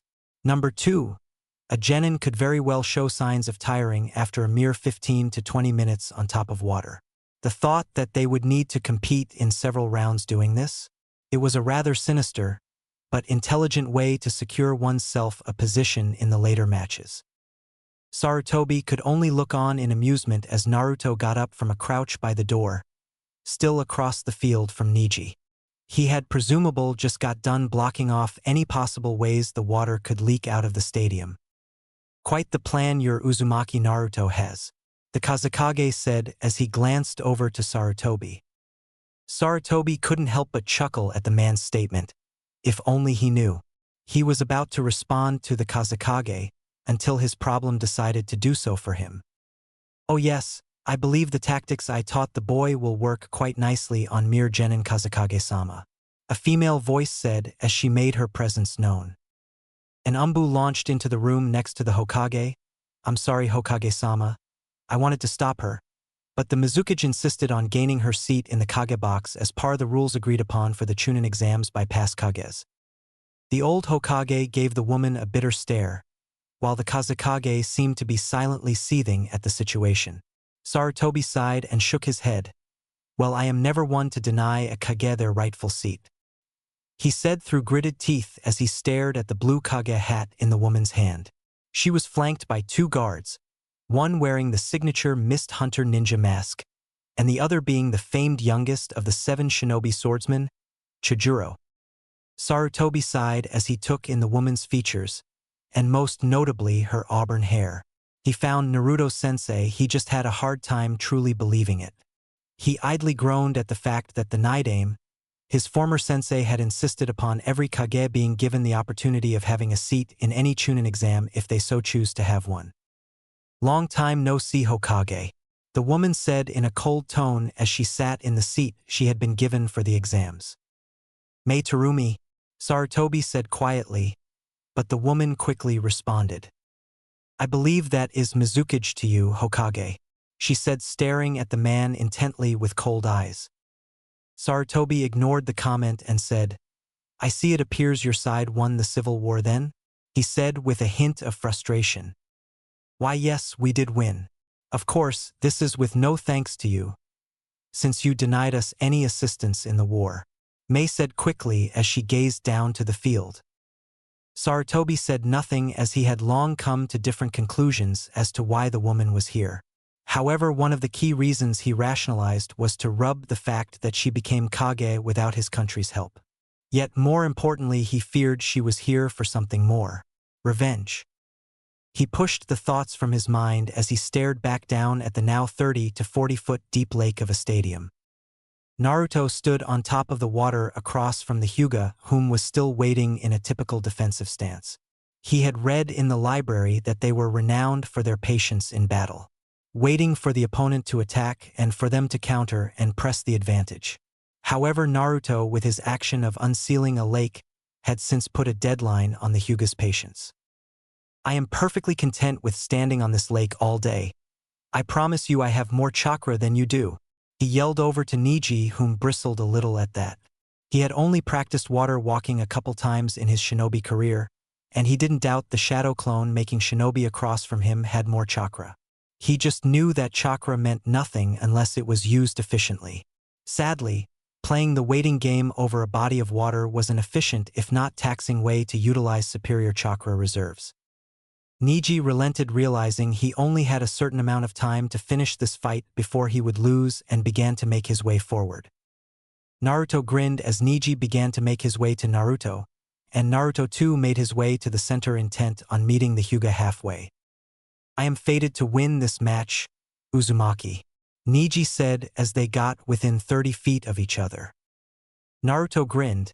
For what you have done over these past 2 months, I will give you every ounce of sweat, every ounce of blood. You will get my absolute best in this battle, Neji. That is if you deserve it. Naruto said, this time looking at Neji as if the prodigy was not worthy of his absolute best. However, this action goaded the Hyuga into attacking, which was exactly what he wanted to have happen. Neji rushed forward into melee combat with Naruto, a place that the Hyuga typically dominate. Naruto was quick to backpedal, waiting for the opportune moment to strike. Neji struck forward with his right hand, aiming for a tenketsu in Naruto's bare right arm, which nearly hit, but only served to graze past his skin. That was the problem with the Hyuga fighting style. It wasn't nearly as damaging if the Hyuga couldn't hit the tenketsus effectively. So if Naruto merely was constantly moving around while Neji continued to press the advance, the chances of the Hyuga doing any damage significantly dropped. "Your clan is arrogant, Neji," Naruto yelled as he dodged an attack aimed for a tenketsu just above his heart. "To assume that your fighting style could never be used by someone not from your clan," he said, quickly avoiding a palm thrust directed toward his stomach. Neji followed into a spin, hoping to catch Naruto in the neck with his left hand. However, Naruto was quick to bring up his left gauntlet-clad arm to block the oncoming strike. He kicked forward quickly to Neji's abs, which was deflected with a palm strike down on top of Naruto's leg that caused him to grit his teeth in annoyance. Even the boy's blocks were offensive. Neji kept his momentum from pressing down Naruto's attack and used it to do a full sweep to Naruto's legs. However, Naruto saw it coming, and this merely provided Naruto with the stepping stone he needed to reveal his technique. Naruto hadn't worked at all during the month on taijutsu, but kenjutsu on the other hand. Naruto gave a vicious punch to Neji's jaw that sent him tumbling backwards as he hopped over the boy's leg sweep. Neji was sent back a good 10 feet, skipping across the water, which gave Naruto the time he needed to make a ridiculously long katana that allowed him to keep Neji at range. Sure, this typically wasn't the length of blade he practiced with, but the situation called for it. The action caught everyone's eye in the stadium. However, it wasn't the blade that caught their eyes, it was how it was made. "You were able to teach the boy how to utilize water jutsus without a water source?" asked Sarutobi in extreme surprise as he looked down at Naruto with a blade in hand, and time seemed to slow for the old man as he couldn't help but see the Nidaime in Naruto due to the formerly unique technique being displayed in front of him. It was as if the man was seeing a ghost. The Mizukage stayed silent, but she couldn't help but smirk at the sight before her, and she leaned a bit forward in her chair to observe the battle better. She knew this match should be absolutely no challenge for Naruto, and couldn't help but feel a bit bad. After all of the hype that had been created across the village after Naruto's attack on Neji, they were going to be disappointed how one-sided this battle would surely turn out to be. Naruto had brought a sword to a fist fight. Naruto rushed forward, swinging the long sword forward, right where Neji was formerly crouched at regaining his bearings. Many of the shinobi and spectators of the exam were impartial to this. However, the rookies that had known Naruto were extremely surprised by Naruto's actions. He was aiming to kill. Neji had rolled out of the way from Naruto at the last second, much to Naruto's displeasure. Neji realized that the dodging and rolling was forcing him to rapidly shift chakra to different areas of his body, making him waste even more chakra than he initially intended. However, he was in no position to bitch about it as Naruto gave in a quick underhanded swing from the right going up that would have taken Neji's head clean off if the boy hadn't ducked.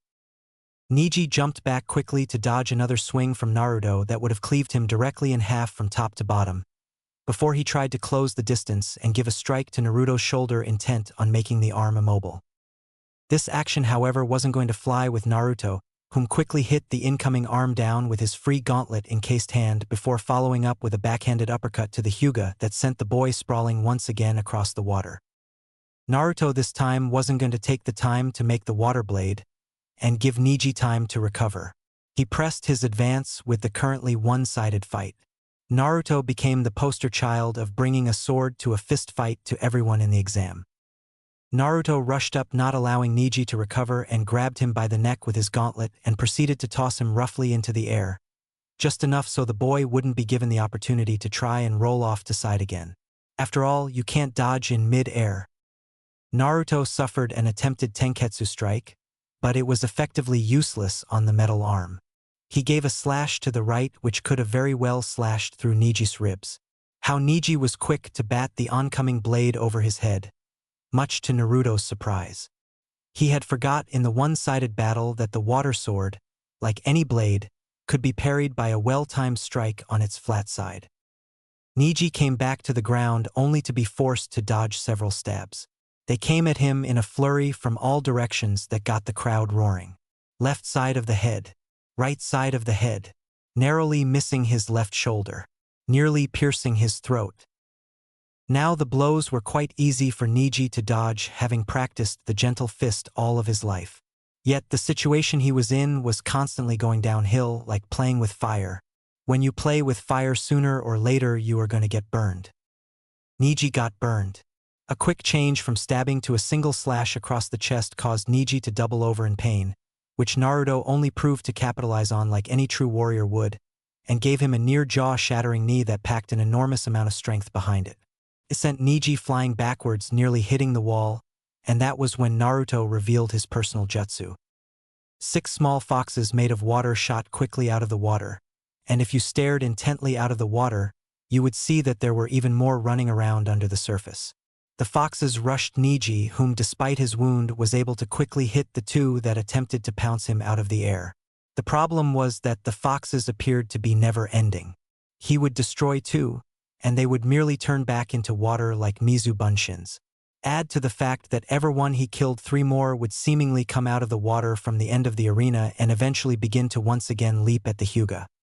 Soon enough Niji was forced to reveal his family's technique, the Kaiten. The swirling deflective sphere of chakra ripped to foxes that charged at him to shreds, and served to make a thick mix of water and water-saturated chakra in the area. Niji was nowhere to be seen. Naruto held up his blade, defensively peering through the mist for the Hyuga, whom had really no place to hide, and yet was doing quite a good job of hiding in the mist. It felt like hours to Naruto that Niji was in hiding, when it could have really been mere seconds. There was the deafening roar of the crowd that was screwing with his sense of sound, something that didn't make him any more comfortable with the situation. Naruto, eventually fed up with waiting for Niji to come out of the mist, quickly manipulated the water in it and forced it to melt back into the water lake below. Now, in the shinobi world, time is everything. A second early or a second late could be the difference between life and death. So when Naruto had dissipated the mist and found only the large empty scroll, he had used to fill the stadium up with water laying where Niji was kicked into the mist. It was by sheer luck that Naruto spun around blade poised outward, realizing the Hyuga prodigy had used a replacement jutsu with the scroll on the wall and attempted to flank him when he could barely hear because of the crowd's obnoxious roaring. Niji had taken a leap, likely intent of delivering a palm thrust to the back of Naruto's head, an action that would have surely killed him or at least put him in the hospital for an extended period of time. The only fault in his plan was when he turned around and there was Naruto with a near 8-foot skewer of a blade there, for him to just skewer himself on. Luckily, the blade had merely struck the boy through the stomach and not the heart, so the match was instantly called by the proctor.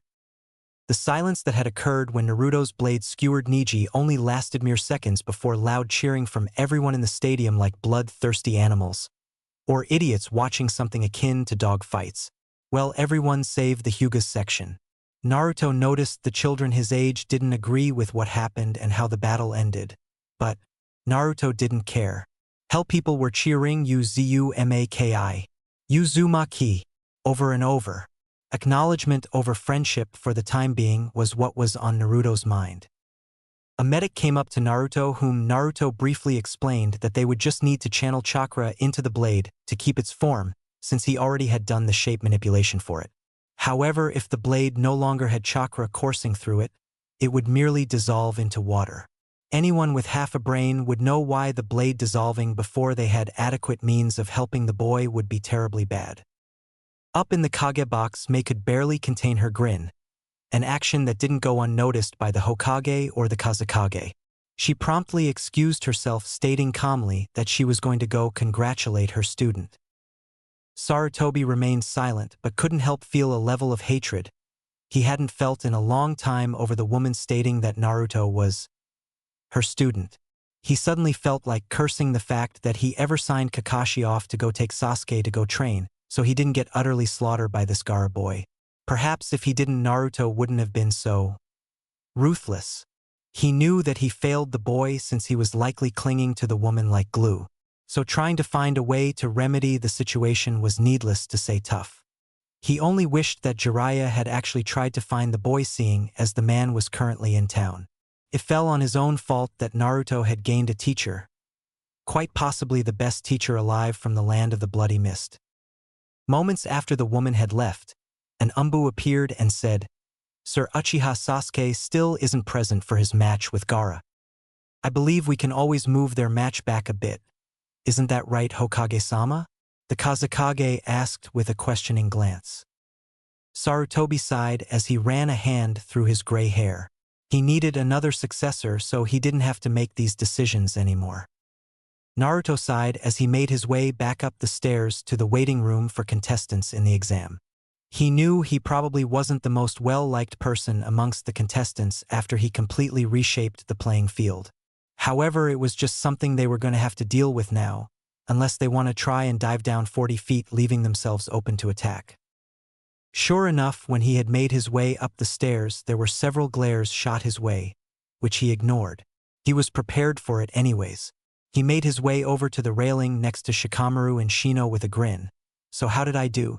Naruto asked in amusement, knowing full and well that despite the challenge Neji could have posed, Naruto had the perfect defense and offense to use against the boy, forcing him into a situation where his own skill set was rendered ineffective. He wanted to take the chance of getting his arm cut off by a blade in the way. Add to the fact that if Neji tried to stall, he would merely waste his chakra and be forced to give up before he passed out in the water. "I thought you overworked it," Shino said calmly, much to Shikamaru's amusement as the bug user continued to stare out into the stadium, not even turning to address Naruto. Naruto scowled at Shino's statement. Despite trying to change his personality a bit at Mei's request and not letting his emotions get a hold of him, Naruto scoffed. "Overworked it? Damn it." He finished with a mumble as he kicked the railing he was resting on with a frown on his face. "Well, I believe you were quite entertaining, Naruto-kun." A female voice which caused Naruto and the rest of the room to turn and acknowledge the newfound presence. "Mei-sensei," Naruto nearly yelled with a grin as he quickly walked up and gave the woman a hug, seemingly not taking in the woman's appearance. However, that was not to say that everyone else in the room hadn't taken in her appearance. Temari of the Sand was the first to voice the opinions of everyone else in the room with just one word. "Sensei?" Mei smiled lightly and pulled Naruto to her with her free hand and ran a hand through his hair. "I'm hurt, Naruto. You haven't noticed anything different about me." Naruto promptly took a step back, flushed slightly in embarrassment at missing something different about his sensei of the past month. That was when he took the woman in. It was hard to believe, but she looked far more beautiful now in well-fashioned blue shinobi garments with the mist symbol hanging on them. She was distracting if Naruto was honest with himself. However, for some reason he felt that that was Mei's intention with her current look, to be distractingly beautiful. Yet the final thing Naruto rested his eyes on was the hat in her hand. The hat that looked a lot like the Hokage hat, but blue, with the water symbol on it. It suddenly dawned on him. All of those times she refused to tell him her rank. All of the times she addressed the shinobi of the mist as her shinobi. Naruto realized he was not just staring face to face with the first person that truly gave him the time of day. The first person that trained him and prepared him for this tournament. No, he was standing face to face with one of the 5 Kages, renowned as one of the most powerful people in the world. So naturally, upon finding out about this, Naruto's intelligent reply was simple. "What?" Mei had gone back up to the Kage box now after small congratulations and a kiss on the cheek, leaving a severely flustered Naruto behind. Naruto had since been getting teased by Shikamaru about how big of an idiot he was for not realizing he was being trained by the Mizukage. However, Naruto doubted the lazy boy even knew that she was the Mizukage until she appeared dressed like that. Much to his displeasure, even Temari of the Sand continued to talk quite loudly about the idiot whom didn't know he was being trained by the Mizukage, then going on to saying that he merely beat Neji with luck and played the boy's overconfidence. Perhaps it was psychological warfare, but it was working. However, the deepest blow he received was from Shino, whom simply stated, as expected from Uzumaki Naruto. The comment made him scowl. Shino was often calm, quiet, and reserved. However, when he did speak, it was usually directly in regards to the situation at hand.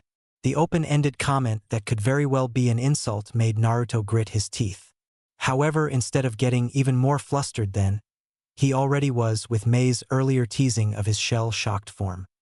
The matches that had happened since Naruto's were, well, annoying to say the least. That was because Kankuro was here standing in the contestant box, yet he forfeited before he even made his way onto the floor. Shikamaru and Temari both had a rather intellectually pleasing match that ended in a clear win for Shikamaru, at which point where he gave up. Although he couldn't complain, Mei had taught him to win this tournament, and that was why he was so excited to be fighting once again, even if it was against this Gaara character. Naruto stood across from the red-headed shinobi with a grin on his face. I have just the plan to deal with him, he thought with calmly as he went over the rather basic but effective battle strategy that both he and Mei were able to cook up when Naruto revealed to her the boy's abilities. The proctor looked up to the Kage box, wondering if they really wanted to go through with this fight. Originally, many people had wanted to see Sasuke fight Gaara, and it was one of the reasons the boys' match was delayed in the first place. Yet, then again, the crowd did seem rather pumped at the prospect of the underdog's one-sided victory over Niji. It showed that even one perceived by others as an idiot could still achieve greatness with hard work. If the proctor was honest with himself, he would have compared the fight to that of Jiraiya versus Orochimaru, the idiot trumping the genius through hard work. He was quite interested now in seeing the hard-working boy whom beat the genius go up against the seemingly unbeatable. Although it all came down to the TW- three Kages in the Kage box. I am sorry, Kazekage, but I will not extend Uchiha Sasuke's time any further, especially when he is already hours late and the Mizukage is wanting to witness Naruto face Gaara. On top of the fact that I can't force Temari to go battle against Aburame Shino after having just battled. It is already unfair that I am even requesting Naruto to face your genin, whom still hasn't fought yet. Well, Hokage, I would agree if it weren't for the fact that many of the officials of several different countries have come to witness the last Uchiha face-off against Tsuna's Gaara. Perhaps we can give the Uchiha a 15-minute grace period? The Kazekage said calmly. The Mizukage decided to comment on the situation with a warm smile. Well, as I am sure it has been discussed by you already while I was gone. Any shinobi that is going to arrive late for the exam doesn't deserve to become a Chunin anyways. However, if the crowd really wants to see the battle between those two genin, then by all means offer them a chance to fight after the tournament. I, however, am here to witness Uzumaki win this tournament altogether, and am not going to sit through blatant favoritism to a failure of a shinobi. The Mizukage's harsh words gained her a look from both the Hokage and the Kazekage. Are you insulting my shinobi forces, Mizukage? Sarutobi said calmly, yet the intensity in his stare was that of an old war expert. The Mizukage, to her credit, was unaffected by the stare and said, No, I am not insulting your shinobi forces, Hokage. I am merely insulting two of your shinobi that are not only wasting my time, but they are wasting everyone else's time. Their tardiness without disciplinary action being taken is only setting an example to all of the people in the stadium that you are unwilling to punish those that break the rules. However, not only that, but reward them by giving them the honor to participate in the exams despite their tardiness and forcing everyone to wait for them. Mei could have gone on with her statement. Yet the softening of the Hokage's eyes as her statement continued caused her to stop. Sarutobi sighed. My apologies, Kazekage, he said before standing up and giving the proctor the go-ahead to start the match between Naruto and Gaara. Hajime. It was a sound that rang calmly through the ears of the two boys on the field. Sand launched out of Gaara's gourd and began to float in the air around the boy. Naruto knew this was a fight that he would need to be significantly more cautious with, seeing as how the boy could very well be just a cold-blooded killer.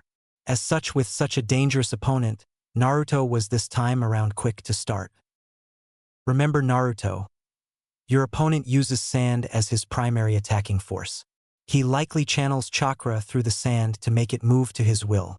However, like your ability to pull water out of the air, This sand manipulation must require a vast amount of chakra to keep up.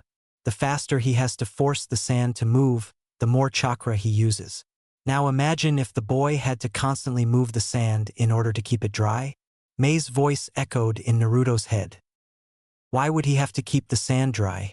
Naruto remembered his question vividly, and he could remember her simple response. Because he has to. Naruto had a good 20 water clones come out in rapid succession and having them charge at the sand encased Suna Shinobi.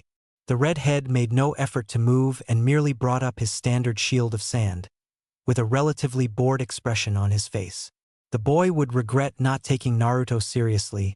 Naruto was going to make sure of that. Typically, Naruto would call someone on their overconfidence and say that he would make them regret it. But honestly, why warn them? If they were dumb enough to not question their own mortality and rely on the presumed invulnerability, then he would gladly tear them to pieces. The clones circled Gaara and jumped at him from all sides, at which Gaara simply made a clone of sand out of the sand already floating outside of the gourd. The sand clone then proceeded to send a single whip of sand around in a circle, forcing all of the water clones to turn back to water. The sand in true ultimate defense form blocked every single drop of water that could have landed on the boy. This, however, did in fact tell Naruto something that he wasn't completely sure of before. Despite the boy's fight with Lee, the sand was a fully automatic defense. Why else would Gaara feel necessary to catch literally every drop of water in the sand? Naruto summoned his water sword as well as a relatively large group of water foxes.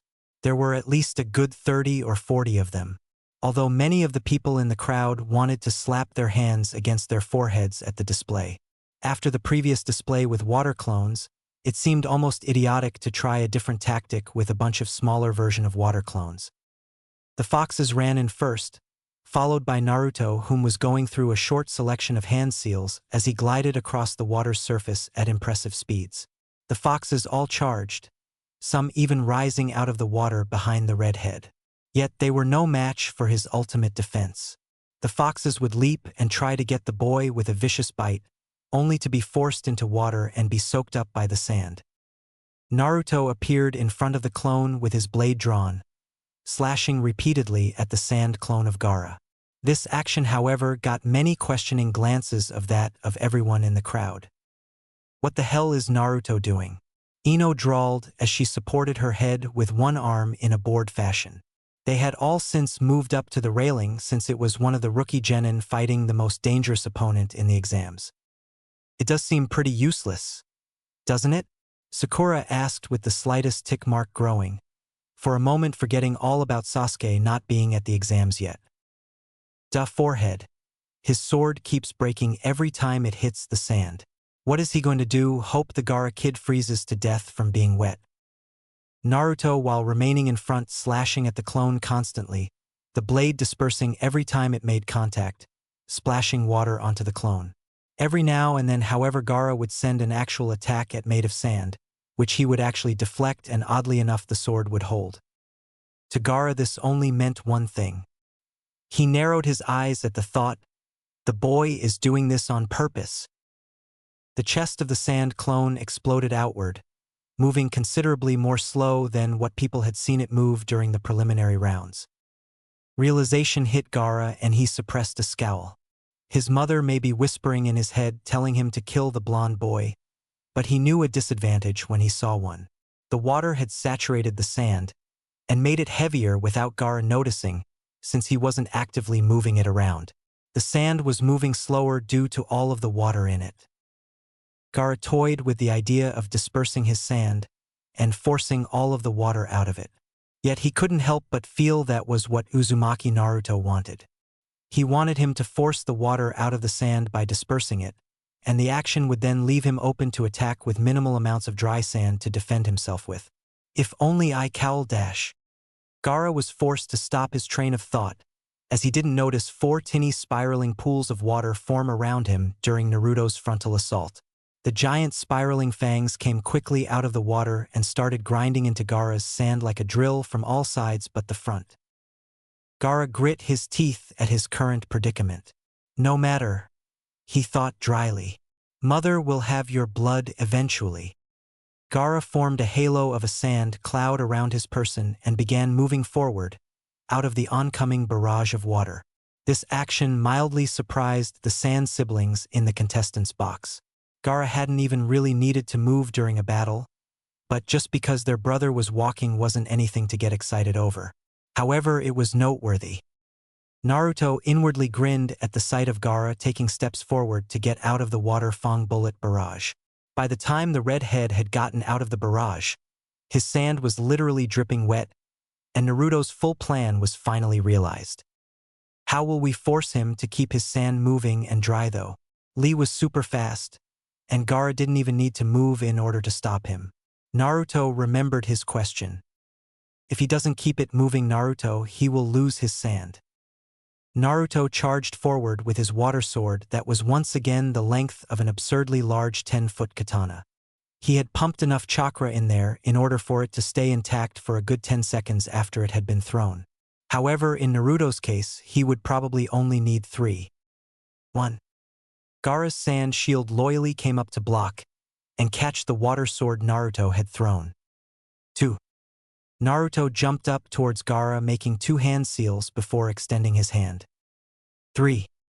Lightning shot out in several streams of Naruto's hand and fingers.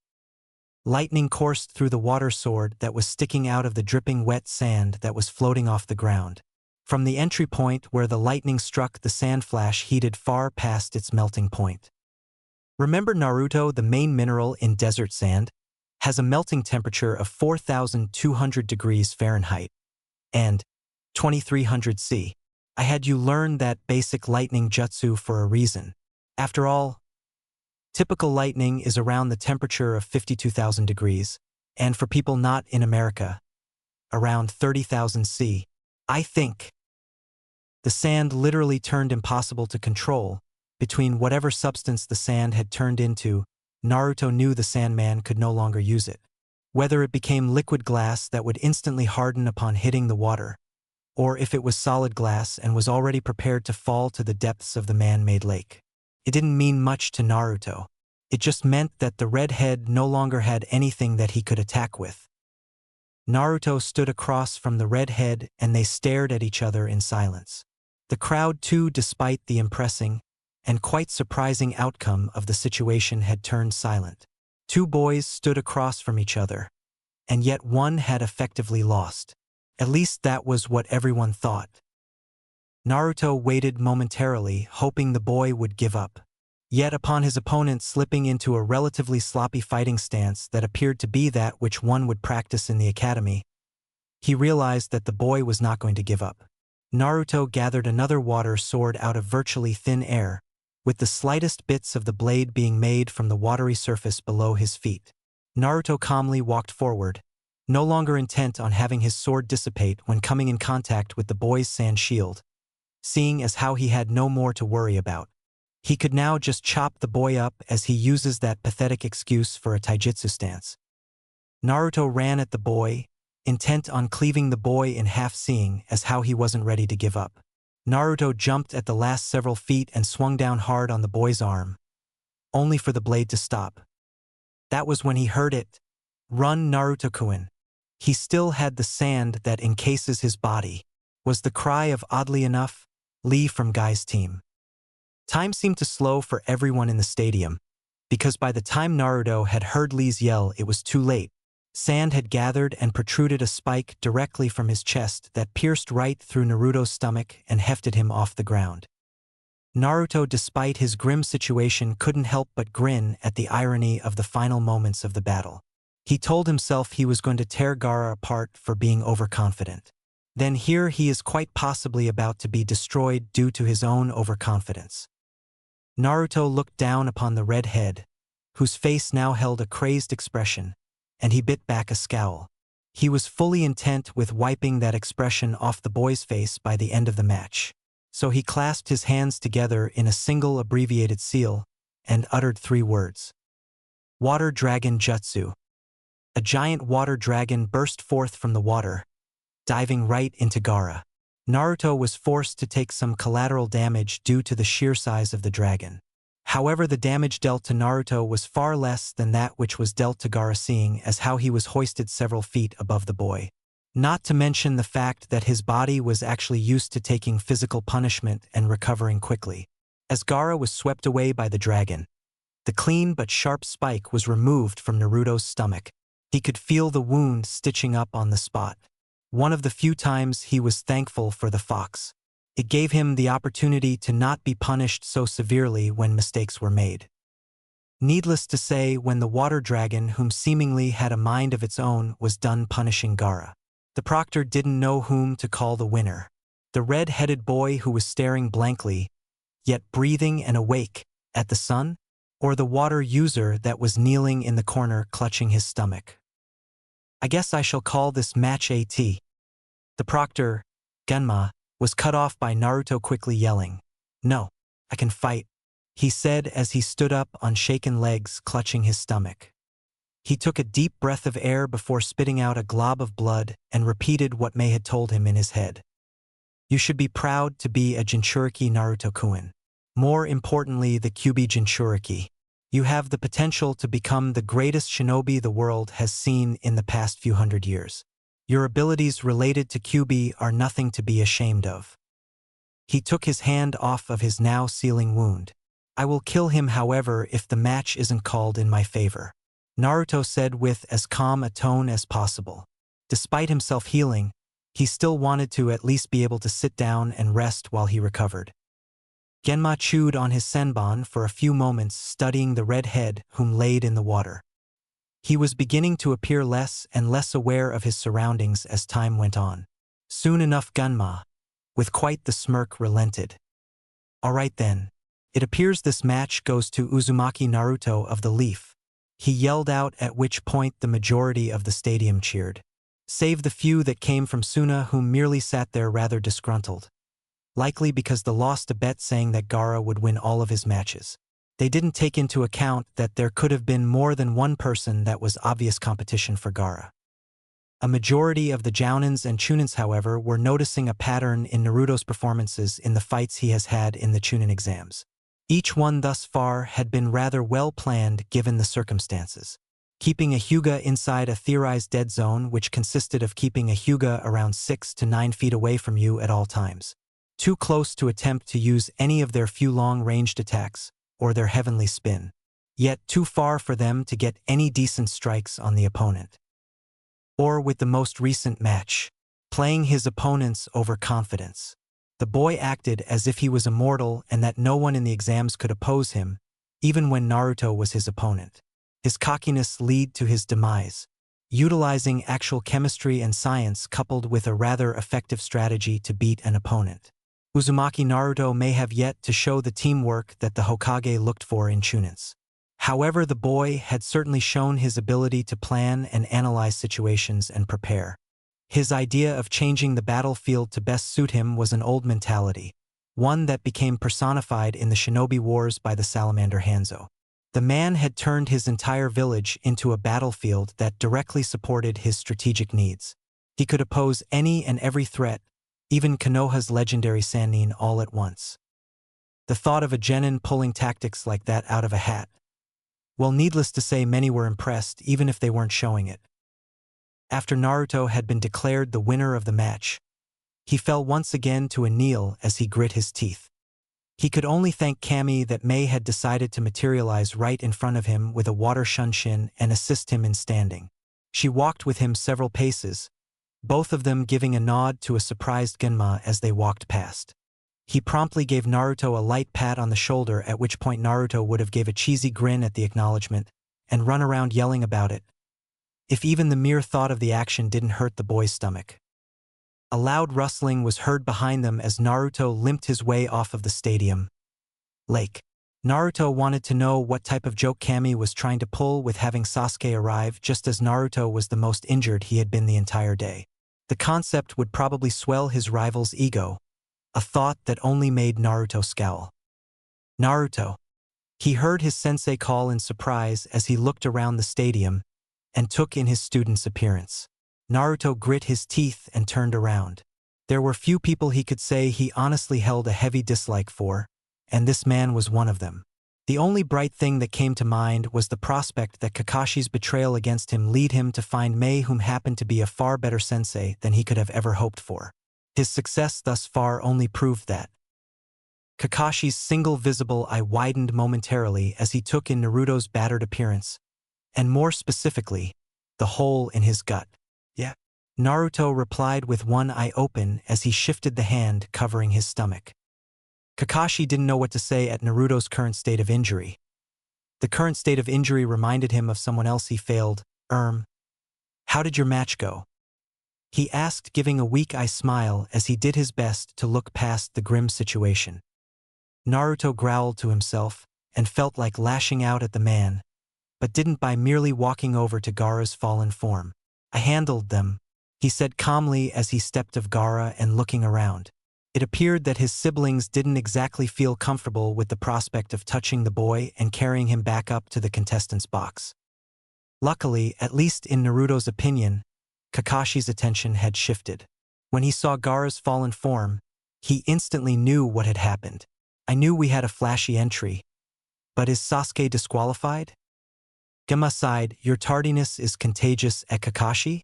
However, I'm afraid so. Sasuke was disqualified, which forced Naruto to face whom would have been Sasuke's opponent. The Hokage has agreed that if when all of the matches are finally finished, if Sasuke wishes to challenge someone, most likely Gaara of the desert, then they will be allowed to do so. Although, Genma began as he looked over to Gaara's fallen form, with Naruto eliminating the boy's sand, and then hitting him with a water dragon full force. I am pretty sure he will be out of it for a while. The information that was just passed on to Kakashi made his eyes widen. A water dragon? Eliminating the boy's sand? He looked over to Naruto with newfound surprise and suddenly got the opportunity to take in just whom was crouched down next to the boy. At first glance, it was just a young, beautiful auburn-haired woman dressed in blue. However, when his eyes glanced to the hat in her hand, he suddenly realized just whom Naruto must have gotten to train him when he had taken Sasuke for the month. Naruto knelt down next to Gaara with Mei at his side and said, I am going to carry him up to his team. Mei raised an eyebrow at the action. She wasn't particularly against it. It just really wasn't one of the things she was hoping for the boy to develop a habit of. You do know shinobi typically never show mercy? She asked calmly. Naruto sighed and gave a shrug of his shoulders. Not everyone was raised in the bloody mist like you and Zabuza. Mei couldn't help but flinch at Naruto's comment, but choose not to take the conversation any further. There was more than enough time to talk about things when the boy didn't have a gaping wound in his stomach and insisting that he carry another boy up several flights of stairs. Naruto hefted the immobile Gaara onto his shoulder and proceeded up the stairs. Mei moved to take the boy out of Naruto's arms, but Naruto quickly shrugged her off and told her he had the boy. This act of kindness didn't go unnoticed by many of the Suna shinobi that resided in the stadium. Most of them felt a sudden pang of guilt at the thought that all of them were too scared to go assist one of their own, that they literally had to have their enemy assist the boy. Upon reaching the top of the stairs with Mei at his side, Naruto gave a heavy sigh as the wound was now visibly starting to stitch up the muscles the sand spear has damaged. He hefted Gaara off of his shoulders and carried him bridal style over to his sister before passing the boy off to her, whom was slightly reluctant to take him. Temari regardless nodded her thanks for bringing her Gaara, but on the inside her mind was stuck on something else. The signal wasn't given during Naruto's battle with Gaara, and now Gaara was in no fighting condition at all. Was there even going to be a signal given now? Naruto and Mei walked along the ring of the stadium at a slow pace. He had since draped his arm over Mei's shoulder, whom was currently bent down a bit to adjust to the boy's height. Mei, however, did have several thoughts on her mind as she walked along the stadium with Naruto. He had formerly been ostracized by everyone. Yet now with his success, there were countless people coming up to them as they made their way around the arena. However, the congratulations he was receiving wasn't the attention that bothered the woman. It was the more disturbing proposals of the older girls, and some grown women coming up to the boy and blatantly offering themselves up to Naruto. Now the typical guy, this wouldn't really be a problem. They would either use the woman and leave them or just not use them at all. They would never stick around with a woman that would throw themselves at someone. Yet Naruto was a special case. With never having such attention before, Mei knew that Naruto may very well cling to the attention he was currently receiving, and that of course annoyed her to no end. She wished that the boy could be slightly normal, at least on the personality and emotional spectrum. Oh well, no matter. She thought to herself silently as she shifted positions with Naruto so that instead of he being the one walking next to the fans, it was her. If women were going to be throwing their affection at Naruto, she could just play that game too. After all, she only knew one person more manipulative than her, and she learned from the best. Naruto, she said slowly as she gently pressed him closer to her. These girls are awfully cute. Do you think any of them may become your girlfriend? She said as she gestured to several of the civilian girls in the stands getting a bit red in the face as they spot Naruto. Mei resisted an urge to scowl as she thought over what she knew about attraction psychology. It was depressing. There were a few things that turned women on at a subconscious level that most men didn't even know about. It was honestly a checklist that went back to when humans were just a bunch of chakraless monkeys walking around with weapons made of rocks and sticks. The funny thing, in her opinion, was how generic the indicators were. To be able to defend your loved ones, to be preselected by women, to be a leader of men, to be emotionally wired correctly. The simplest of indicators that lead a male to be perceived above all of the other men in the surrounding. Naruto's fight showed all of the women that he was capable of defending people he cared about, that he had to have been a leader with how easily he dominated his opponents. It only took a few women around the stadium to say that the boy was cute and be interested in him before sure enough everyone was. Mei knew it didn't help that she had her arm around the boy. That likely set off many females in the arena. Yet alas, she wasn't trying to give herself a psychology lesson on alpha male characteristics. She already knew that the human body has base instincts similar to that of a dog. The problem was that Naruto currently represented an alpha male, and she needed to crush any pathetic girl that could come up and give Naruto a reason to stay in the village. Oh, I don't know, I mean they are pretty, but I saw. Naruto began with a frown on his face but was cut off by Mei. But what about me, Naruto-kun? Am I not good enough for you? She said with the slightest pout and loosened her close contact with Naruto. She knew by how the boy instantly tensed at the lack of contact. He would be quick to try and redeem himself. No. Hey, he said, waving one arm a bit too frantically for his injury. That isn't it, I just didn't think you… He couldn't find the right words to say to the woman beside him, which only caused her to smile in amusement. She knelt down next to Naruto, whom was resting his arm on the railing. How about this, Naruto? If you win this tournament, we can have a date? She said as she looked over his wound carefully to make sure that he would indeed be all right to fight in the tournament. Naruto, like the typical teenager that had been asked by a beautiful woman to go on a date, tried to make sense of the situation quickly in his head, and his face contorting in mild confusion only served to amuse Mei even further. Perhaps if he were a bit older, she wouldn't be doing this solely for her own needs. Great, then it is settled, it's a date, she said quickly, not giving the boy time to rationalize as to why he shouldn't go on a date with her. Naruto blushed heavily and quickly said, wait, but you don't think you're… I'm too young for you? Mei raised an eyebrow at the statement and was slightly impressed with the boy's quick choice of words. Instead of him asking if she thought she was too old for him, it was if she thought he was too young for her. Realistically, the same question, just worded in a way that would prevent the boy from getting outright slapped. At least I have been teaching him things outside of basic ninjutsu, she thought to herself with a weak smile as she stood up. Naruto-kun, age for a shinobi is nothing but a number, she said as she knelt down and kissed the boy on the forehead. Naruto blushed and looked up towards Mei after the kiss. However, she was busy scanning the surrounding area for something he could not place. Of course, Mei, on the other hand, was inwardly smiling to herself. The looks on all of the women in the surrounding area made her heart melt. They had all given up any pursuit for the boy. She could only hope it would stay like that from now on. She couldn't have the boy creating reasons to stay in the village when she was so close to departure. Naruto rubbed his eyes as he approached his team from a distance with Mei alongside him. He could see from where he was already that the majority of the group was fussing over Sasuke. Amongst them was Guy and Lee, whom Naruto could only presume that they arrived later in the day because he hadn't seen him earlier when he was fighting Neji. He had only heard Lee briefly in his fight with Gaara. Then there were the people he had been seeing throughout the day, which were Kurenai, Asuma, Sakura, Chuji, and Ino. He was slightly surprised to see Shikamaru join the group, but figured that after he had given up, the boy likely wouldn't have wanted to hang around the blonde from Suna. Sasuke and Kakashi must have gotten to the group merely moments before Naruto and Mei, seeing as how they were still saying their hellos to everyone. Especially with how things were going down on the battlefield, the girl wasn't willing to give Shino an inch like she presumably did in her fight with Shikamaru. There was one thing he felt that was necessary to note though about her performance.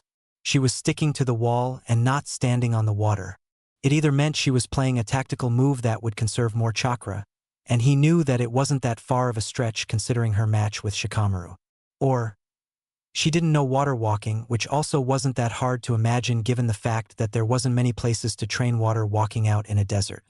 He was sure about one thing though: the girl must have impressive chakra control water walking or not, because of the way she was able to manipulate the winds from her fan. The fight down on the Chunin exam lake was one-sided to say the least. A lot of fights had been one-sided in these exams, particularly Naruto's fight against Neji. However, this one took the cake of one-sided fights. Despite Shino's calm exterior, the bug user must have been annoyed. There was no way for him to combat against the Wind Mistress with his typical methods of attacking. The bugs would come out and try to crawl on the walls, or fly towards her with no real point. The bugs would instantly get blasted away by a large gust of wind, and he had a feeling that the girl was merely stalling and waiting for an opportune moment to really strike. Naruto sighed and could thank heaven that both Ino and Sakura had stood up and gone to greet Sasuke. This gave Naruto the opportunity to just crash down into the chairs they vacated, thoroughly surprising Chuji and Shikamaru, whom sat on the ground a foot or so next to his friend. Mei had promptly sat down next to Naruto in the free seat, but her presence alone was quick to draw attention of everyone nearby in the stands. "Is that the Mizukage? Who is that beauty? Do you think she is taken? Does anyone know her name?" The whispers began to give Naruto a headache as he leaned back in his chair and said, "You are distractingly beautiful, Mei." He was too tired to even add on any suffix to her name and just focused on breathing in and out, waiting for the pain in his gut to subside. After the long walk around the stadium, he wasn't in the mood for doing much. Despite it being nearly fully stitched up, it still hurt like hell, which was why he was surprised, but also immensely happy that Mei had moved her hands over his stomach and began to heal and massage the wound with medical chakra. Of course, he would never let her see that he was immensely happy. "Thanks, Mei," he said as he leaned back in his chair. Mei looked slightly amused at the boy's relaxed form and pinched his leg, causing him to jump. "You still have one more match to go before you can relax, Naruto. Get your head in the game and think of a plan to beat the girl from Suna, since it is obvious that she is going to win this match." The woman's tone of speaking instantly gathered the attention of the other people in the area, but particularly the Jounin and Naruto's team. "Naruto!" Sakura yelled with more excitement than she had ever shown her blonde teammate in her life. She ran up to him from where she was standing moments ago talking to Sasuke and gave the boy a hug. This action only caused him to hiss in pain. "Sakura, my stomach," Naruto said through gritted teeth and one eye open. The pink-haired girl looked down to what Naruto was talking about and upon regular circumstances likely would have thrown up. However, as Mei moved her hands momentarily to give the girl the view of his stomach, she was utterly surprised to see little strings of muscle tissue seemingly moving like worms and connecting to other strings before sealing up. She had only caught the last few moments of the closing of the wound as fresh skin began to make its presence known and finished the closing of Naruto's stomach. The result was perfect skin and abs once again without even so much as a scar. A good 7 yards away, Kakashi was speaking to Guy, Kurenai, and Asuma. Just who is this woman? And how did Naruto find her? Guy hit his fist into his palm as if he was thinking, "Well, my eternal rival, it appears that this woman is the Mizukage." This statement naturally caused the gathered shinobi to sweat drop. Even the civilians could realize that she was the Mizukage.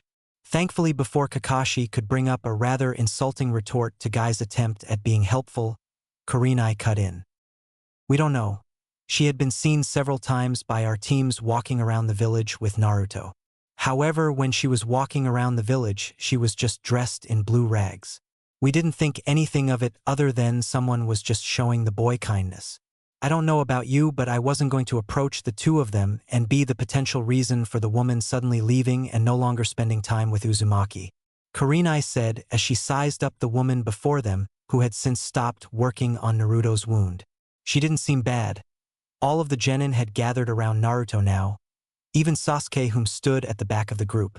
She could only imagine the boy was rather annoyed that Kakashi's chronic tardiness forced him to be disqualified. The girls in particular were asking repeated questions about her and her relation to Naruto, which the woman was doing a good job of smiling and politely answering the questions that the frantic girls bombarded her with.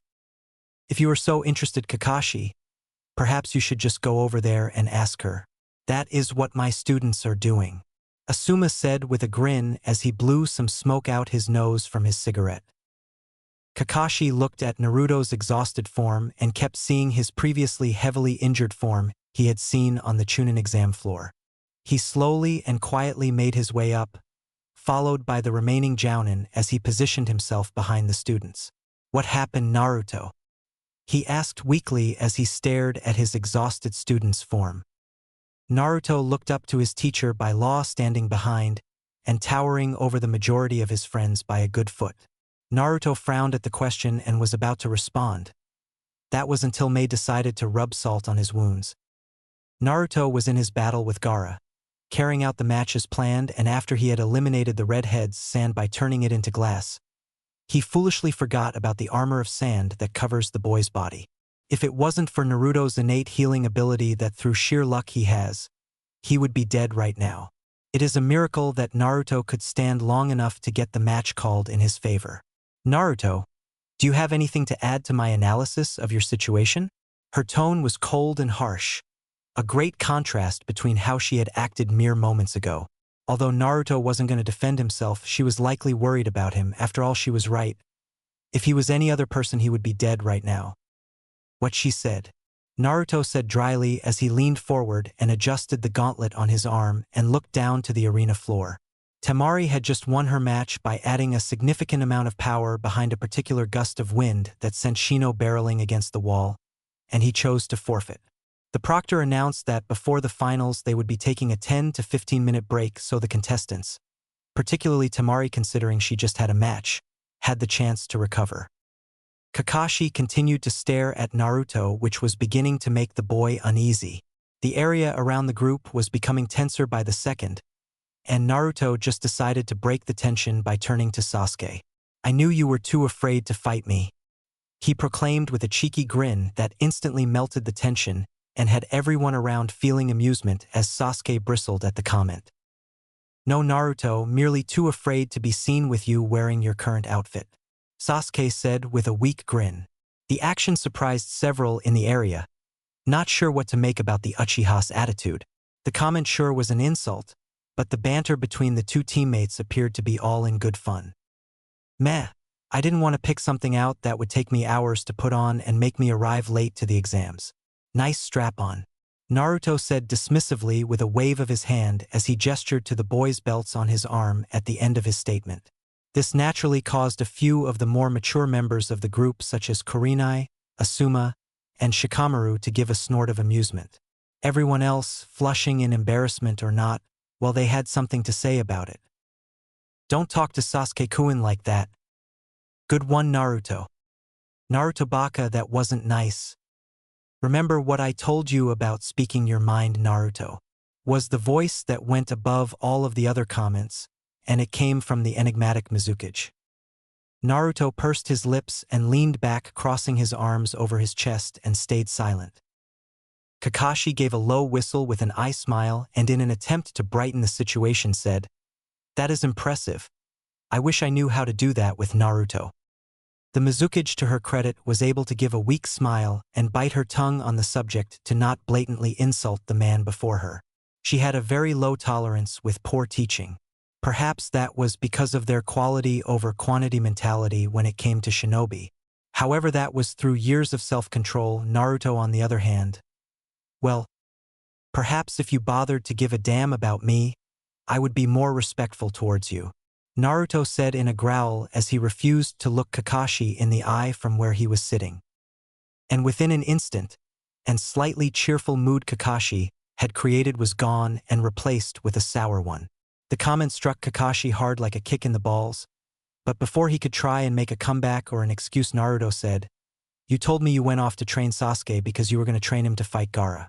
Fine, regardless of the bullshit surrounding the fact that Neji was just if not more of a dangerous opponent for me than Gaara was to Sasuke, I let it slide. However, here you are right in front of me acting like nothing is wrong, asking me questions as if you were asking me how the weather is. The fact of the matter is you abandoned me with no adequate help for this month. And in the end, your initial excuse for training Sasuke to fight Gaara? News flash Kakashi, I fought Gaara, not Sasuke. If I hadn't found May this month to train me this month, I would be dead. And frankly, I should by all intents and purposes be dead now. So I really don't want to fucking talk to you right now." Everyone was silent save the Mizukage, whom had taken to humming while massaging the boy's currently weak abdomen. She had long since heard a couple rants from Naruto about the subject and knew that the boy was going to blow up sooner or later at his sensei. Something that she didn't mind happening. The more distant he becomes to the people in his village, the better for her in the long run. "You failed me, mister. Those who break the rules are trash. But those whom abandon their teammates are worse than that," Naruto said with a scowl as he got up and shoved past his friends while prying away Mei's hands from his stomach. He weaved through the Jounin senseis standing in front of them. He ran over to the rail before diving over it and flying straight down into the water in a dive. Little did anyone know, the words that were said to Kakashi truly did hit home for him because it wasn't the first time he had heard them. He remembered quite well several people in his life saying something along those lines. Yet the one that really stood out in his mind for this current situation. Rin. He went back to his memories of her with a sigh. However, he should consider himself lucky that he doesn't know the full story. XXX. A young brown-haired teen ran down corridor after corridor of a seemingly endless maze. There was next to no visibility in the dark underground tunnels. The walls were muddy and dry, but that didn't stop the various bugs that liked to make their nests in the walls. Rin, a young medic ninja, advanced far beyond her years. She was predicted to become as skilled as Tsunade by the age of 20 if she continued to excel at her current rate of growth. Her life had changed the moment the Kyuubi had come to Konoha. Rin was a shinobi that heavily believed in teamwork, and that was why it hurt so much knowing that her weakness was the reason one of her former teammates was dead. That day she learned that the life expectancy of a shinobi was not as long as many believed. This was only solidified by the fact that when she was 17 alongside her 15-year-old teammate Hatake Kakashi, the Kyuubi attacked. The attack had forever scarred the memories of many of the villagers. They would never forget about what was lost that day. Rin had not only lost a Hokage, she lost a teacher and a father figure when Namikaze Minato fell sealing the beast in his baby boy. A secret that was well kept, well except from a couple young women. Kushina wasn't native to Fire Country, and her well-known status as the Kyuubi container had made it significantly harder for her to make friends. Whether they were intimidated by the woman's own strength and personality, or the beast that resided in her gut, Rin did not know. So naturally, when it came down to both Rin and Uchiha Mikoto to look out for the young boy, well, they did their best. That was until an assassination attempt was made on the boy by a shinobi mother. She had lost both of her parents, as well as husband and newborn child during the Kyuubi attack. It was hard not to aim your anger at the beast, or more precisely what contained the beast. While irrational, Rin knew that the thought had crossed her mind before after having lost both Minato and Kushina during the attack. The assassin had come in through the window of the former Namikaze household. Both Uchiha Mikoto and Rin were sitting in the living room drinking tea, having just put Naruto to bed. Rin took a deep breath as she thought back to that night. I was naive. Both Rin and Mikoto never thought once about one trying to assassinate the boy, at least not anyone from their own village. So when Makoto had taken a kunai knife to the leg, giving the woman a nice scar before they could finish the assassin off, the damage had already been done. Yet the damage wasn't to the boy. Rin knew that in her heart that she would give up her arms and legs to have both Minato and Kushina back. The two of them had grown to be her family. So after the assassination attempt, and the Hokage forcing Rin to reassign because he felt the baby needed better protection was a blow that she could never forget, not only to her pride, but to her honor. Sure, she had succeeded in protecting the child, but at what costs? Uchiha Fugaku, instantly after seeing his wife being injured, forced her to stay home from that point on and take care of Sasuke. Naruto was no longer going to be able to grow up in his own home, and was forced to grow up in the care of the orphanage in the middle of town. Rin knew from experience that the place wasn't the place to go for a happy childhood. She could only imagine what it would be like for the Kyuubi container. Yet there was little she could do. Konoha had laws, and these laws were put in place for a reason. One of these were the adoption laws put in place. In order to adopt, the potential parent must be of the minimum age of 18. In other words, they must be considered an adult by civilian standards. This was mainly put in place so some 12-year-old genin couldn't get the foolish idea to adopt an orphan child, and then later on both of them are found on the streets. However, Rin knew that Naruto wasn't just an everyday case. The person that would be intending to adopt Naruto would have to be able to defend themselves, and him, well, this was something that she had already failed to do in the eyes of the Hokage. So, for now she was 0 for 2. So she decided to train a lot. Now Rin, before the Kyuubi attack and before Naruto had came into her life, was merely the average shinobi, but more importantly she was the typical orphan. She wanted to do something in her life, and she wanted to fit in somewhere. She even remembered a time back when they still had a Bido. She was hanging around Inazukatsume and painting her cheeks with purple squares. She joined the shinobi career for acknowledgement. She gave herself a task that was believed to be impossible to achieve, and set out to achieve it by the end of her lifetime. To become a medic greater than Tsunade of the Sannin. One thing was altered from her initial dream, and her dream of today, and it was very simple. Achieve her goal by the time Naruto turned 4. Was it impossible? Some would say most definitely.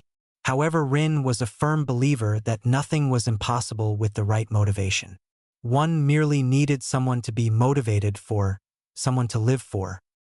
So she became absorbed, not just in books but in training. She had taken a temporary leave from her shinobi career to specifically train. Day in, day out, she was like a machine.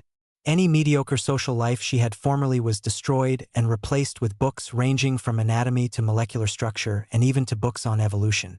People began to fear that the girl was going to be the second coming of Orochimaru with the rate she was going. Yet they let her slide as she repeatedly began curing and healing shinobi with conditions believed to be untreatable. From poisons to vicious lacerations, she could fix it. That was when the investigation started. She had been hearing whispers here and there about a mission assignment that was going to be assigned by the Hokage. Although most of the Jounins in the village, including her despite her inactive status, were privileged with hearing the Hokage's mission. It was assaulting a base, but not just any base, Orochimaru's base. Many of the shinobi in the room were reluctant to even bother wanting to go, at least until the Hokage revealed the full scheme of things. She could still vividly remember what he said, and it made her blood boil. About a year ago, the Kyuubi attacked us, and as I am sure you know, we lost many lives that day, including the life of our beloved Yondaime Hokage, Namikaze Minato. Now I am telling you this with good conscience that you won't go blabbing your mouth the moment you leave this meeting room. However, we have reason to believe that the Kyuubi did not irrationally attack us, and in fact we believe that none other than Orochimaru, my former student, has. Needless to say, people burst out in murmurs after that comment. Yet the Hokage continued. I know this may come as quite a surprise. However, when Minato had taken to sealing the great beast, as he died he told me someone had initially taken control of the Kyuubi. However, he died before he was able to tell me who. Me and several members on the council believe that Orochimaru has more than likely developed a way to control the beast similar to the control he can exert over young Mitarashi Anko through her cursed seal. Normally I would request that you take hostages under these circumstances, but I know my former student, and I know that he is far too strong to attempt to detain alive. So, this is strictly an assassination. Due to the risks of this mission, I will merely ask for volunteers and hope you will prove to me you have the will of fire and step up to the challenge I have proposed for you all. Rin was the first to volunteer for the team, which was followed by her teammate Hitaki Kakashi. Whether it was because of revenge or an old promise to always protect her that he had given to their former teammate, she did not know. But her longtime crush on her teammate told her to believe it was the later, seeing as how it was rather cute. But the mission that was assigned now takes us back to Rin's current situation. She ran down a dark tunnel, jumping up quickly to cut a support beam with a chakra scalpel, causing rocks to cave in where she was standing 6 seconds ago. 100 yards away. She cut down a hallway, already having the place memorized in her head by heart, seeing as how she practiced for weeks at memorizing the tunnels. She kicked open a door in the hallway, quickly waving the chakra scalpel in front of her face in the dark room, which served to chop the striking cobra's head clean off. She shot out the smallest of katan jutsus without the use of hand seals, lighting up the room and effectively telling her there are no more threats in the immediate vicinity. She closed the door quickly and flashed a few hand seals before raising up a waist-high heavy stone block out of the ground, blocking the door. She sat down against the block, pressing her hand to her ear, and said into a headset, "This is Rin, and there is a horde of subjects chasing me down corridor X5. I have held myself up in room and reinforced the door, but I am in need of immediate assistance." And this was the first time she tasted it, and she suddenly realized why the oh-so-noble Orochimaru had fallen. Betrayal. Coming re. She heard Kakashi yell over the intercom, or at least try to, before a vicious crack came from his end of the microphone. "Belay that, Rin, you are going to need to find your own way out of the compound. We will be waiting at Red Heaven for approximately 1 hour before we will be returning to the village.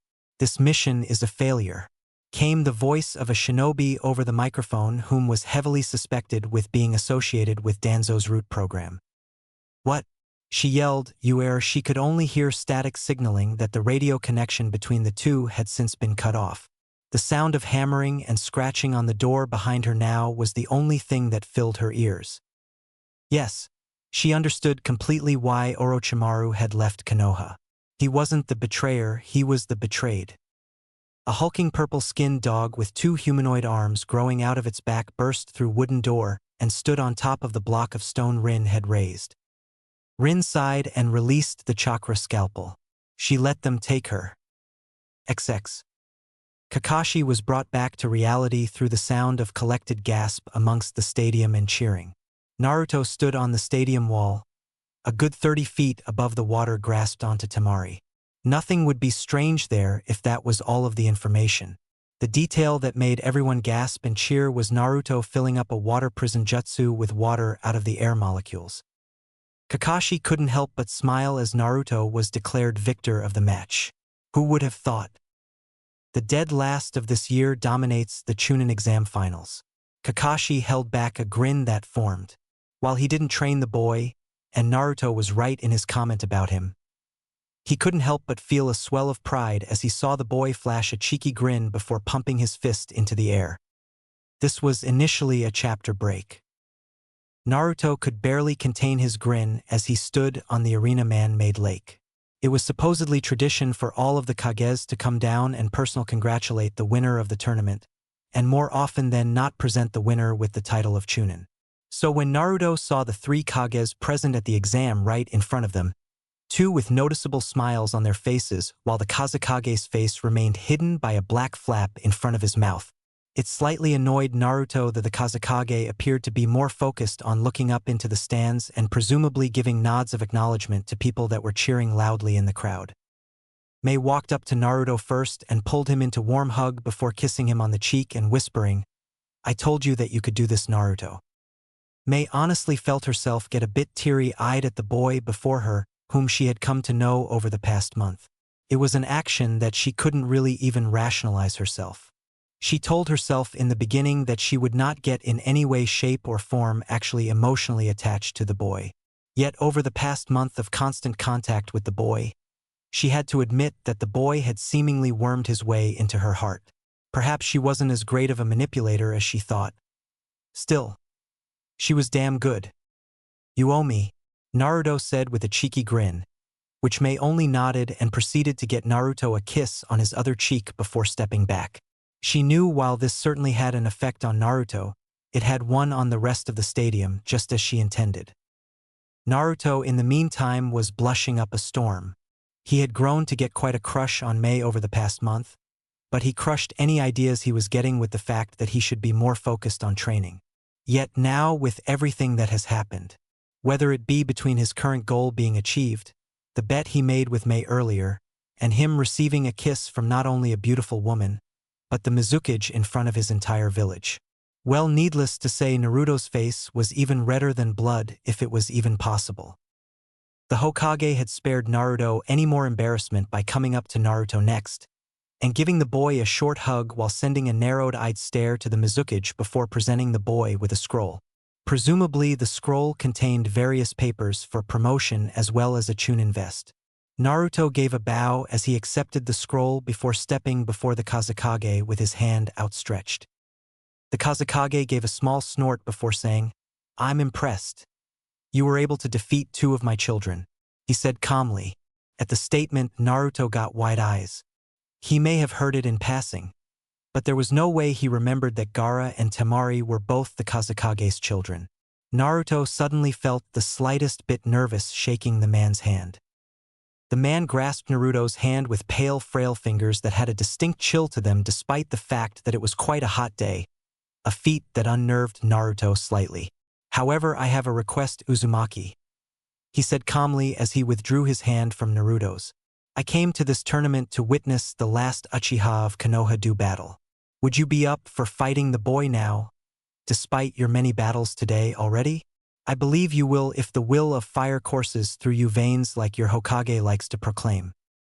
This request had instantly drawn the eyes of the other 2 Kages on the field, and even put Sarutobi on the defensive. He had an inkling as to just who was under that Kazekage outfit. His muscles tensed. He was more than ready to start a battle with the man on the Chunin exam floor if need be. Naruto, despite being tired, couldn't help but smirk slightly. Sure, it was a bit disappointing for the Kazekage to blatantly admit to his face that he didn't care that much about Naruto's battles. However, the prospect of kicking Sasuke's ass in front of a whole bunch of people, well, that was just something Naruto wasn't willing to pass up. After all, he did want to be Hokage. He needed to show everyone he had the will of fire someday, right? Alright, as long as Sasuke is fine with getting his ass kicked, Naruto said calmly, resisting the urge to taunt his teammate from the arena floor already. The action made both the Mizukage and Hokage resist the urge to choke the boy.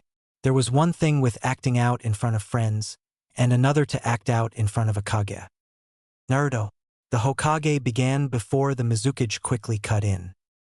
"I believe that I will have to work with you on manners, Naruto," she said calmly with a hint of force in her voice. The Hokage gave the woman a pointed look when she stated this, and after everything that had happened that day, he had to cut in. "Excuse me, Mizukage, but I believe I know how to address my shinobi.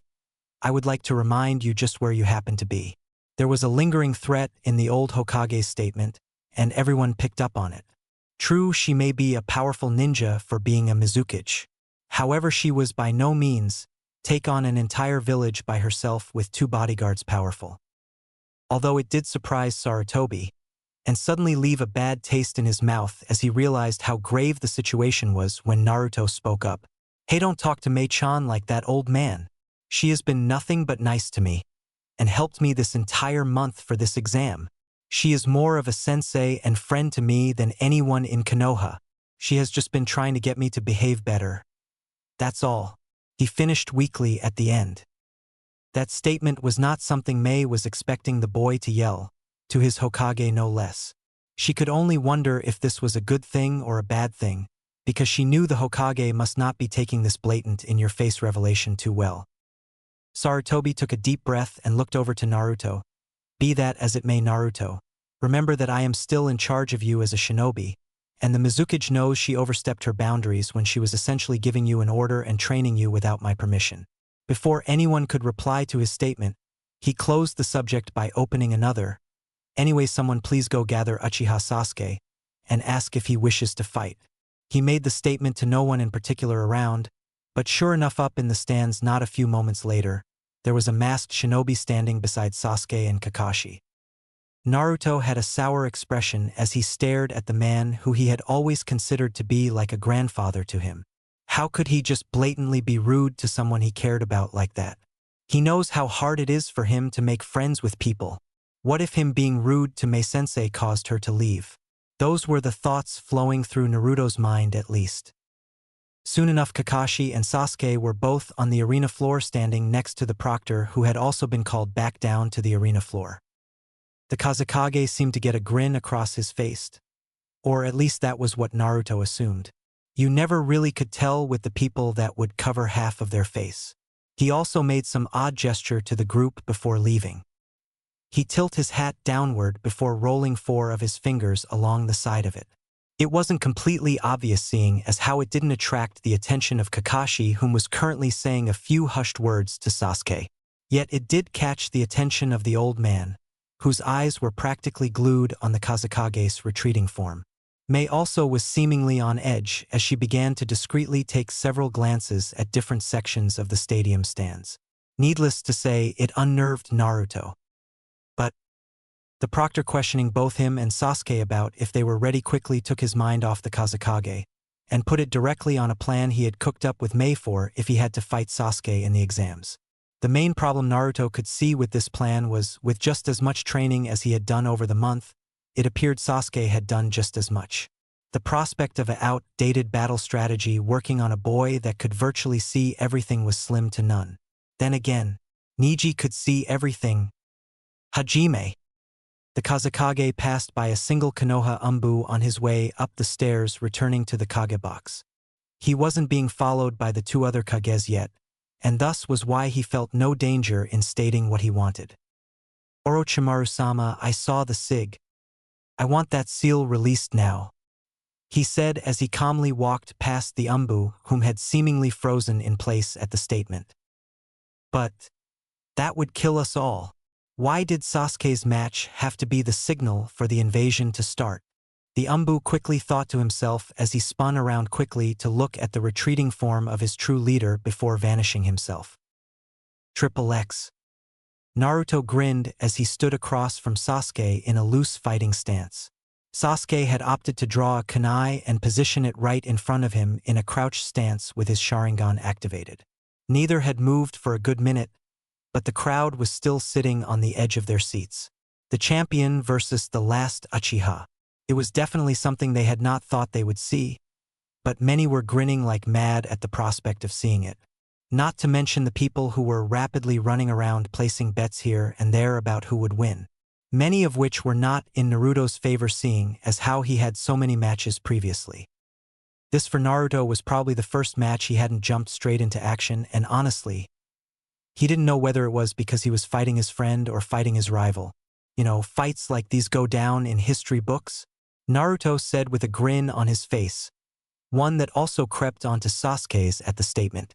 They always depict the perceived loser combating against some kind of genius. Sasuke smirked and cut in, yet history says the genius always wins, he said as he thought back to a history lesson on the legacy of Orochimaru and his fall. Naruto gave a weak smile at that and spawned several water clones, except when there is an Uchiha involved. Naruto said calmly as he thought back to the history of Konoha and Madara's battle with the Shodame Hokage. Naruto didn't give Sasuke time to make a comeback to the comment as 12 water clones rushed at Sasuke from all sides. Naruto doubted Sasuke realized it, but Naruto was merely stalling and trying to draw out any new techniques that Sasuke could have learned over the past month. The clones all charged Sasuke at once, in pure attempt to overpower the Uchiha, but it was to no avail. The first clone to come in contact with Sasuke got his arm hooked and flipped over the boy's back, landing on 2 other clones. Sasuke then proceeded to deflect an oncoming fist with the Uchiha fighting style that was based strictly on counter-attacking an opponent after a block. After the deflected fist, he rapidly leaned back, ducking under a kick, which he caught. He proceeded to then use the significantly lighter clone version of Naruto as a giant mace, which he smashed through the remaining clones in a full circle before the single clone in his hand dissolved. Naruto learned nothing from that brief encounter besides the fact that Sasuke was far more skilled than him in taijutsu. Naruto peered across the body of water with a scowl on his face as he looked at his Sharingan using friend. He realized that if he even tried to use a technique, his teammate would just copy him, and more than likely the fight would end up rather similar to Kakashi versus Zabuza. He wished he had taken that into account when both him and Mei were planning out the fights. Perhaps Mei, whom helped make the majority of the strategy for this fight, didn't care about her techniques being stolen. Yet Naruto knew he worked hard for his current techniques, and didn't want even his friend just coming in and stealing them. At least until he heard Mei's voice talk to him in the back of his head, and he remembered their encounters previously. Naruto, I have told you about this before.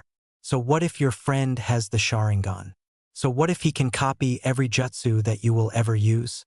It is not about the amount of techniques you have as a shinobi, it is how you utilize the techniques you have. A shinobi that knows 10,000 jutsu can be beaten by a shinobi that only knows 10 jutsu, if the said shinobi uses those 10 jutsu more effectively. Your Yondaime Hokage is a prime example of this. Mei said as she massaged Naruto's shoulders gently after he had gone through a significant amount of physical training to perfect this sword style. Naruto grit his teeth, but it isn't fair. These techniques that I worked hard for can just be stolen by someone who decides to look at me? Mei sighed, Naruto, it isn't like you have worked that hard for these techniques. You have something just as useful, and it can even be considered better than the Sharingan's learning capabilities. Your ability to create these shadow clones not only gives you jutsu learning capabilities that the Sharingan could only wish for, but it allows you to learn more than that. For example, you can use your hundreds if not thousands of clones to develop photographic memory, perhaps one of the greatest shinobi tools to ever develop or be born with. After you learn that, you could literally walk into a library with a group of clones, and in a single day have more knowledge on, say, medical ninjutsu that even some of the world's greatest medics wish they had. Mei took a breath and stopped rubbing Naruto's shoulders for a minute to run a hand through her long hair. You need to stop looking at what other people have, and start being thankful for the one-of-a-kind gifts that you do have. So what if someone can copy your techniques in an instant? You can literally learn a new technique, or develop a new technique almost just as fast.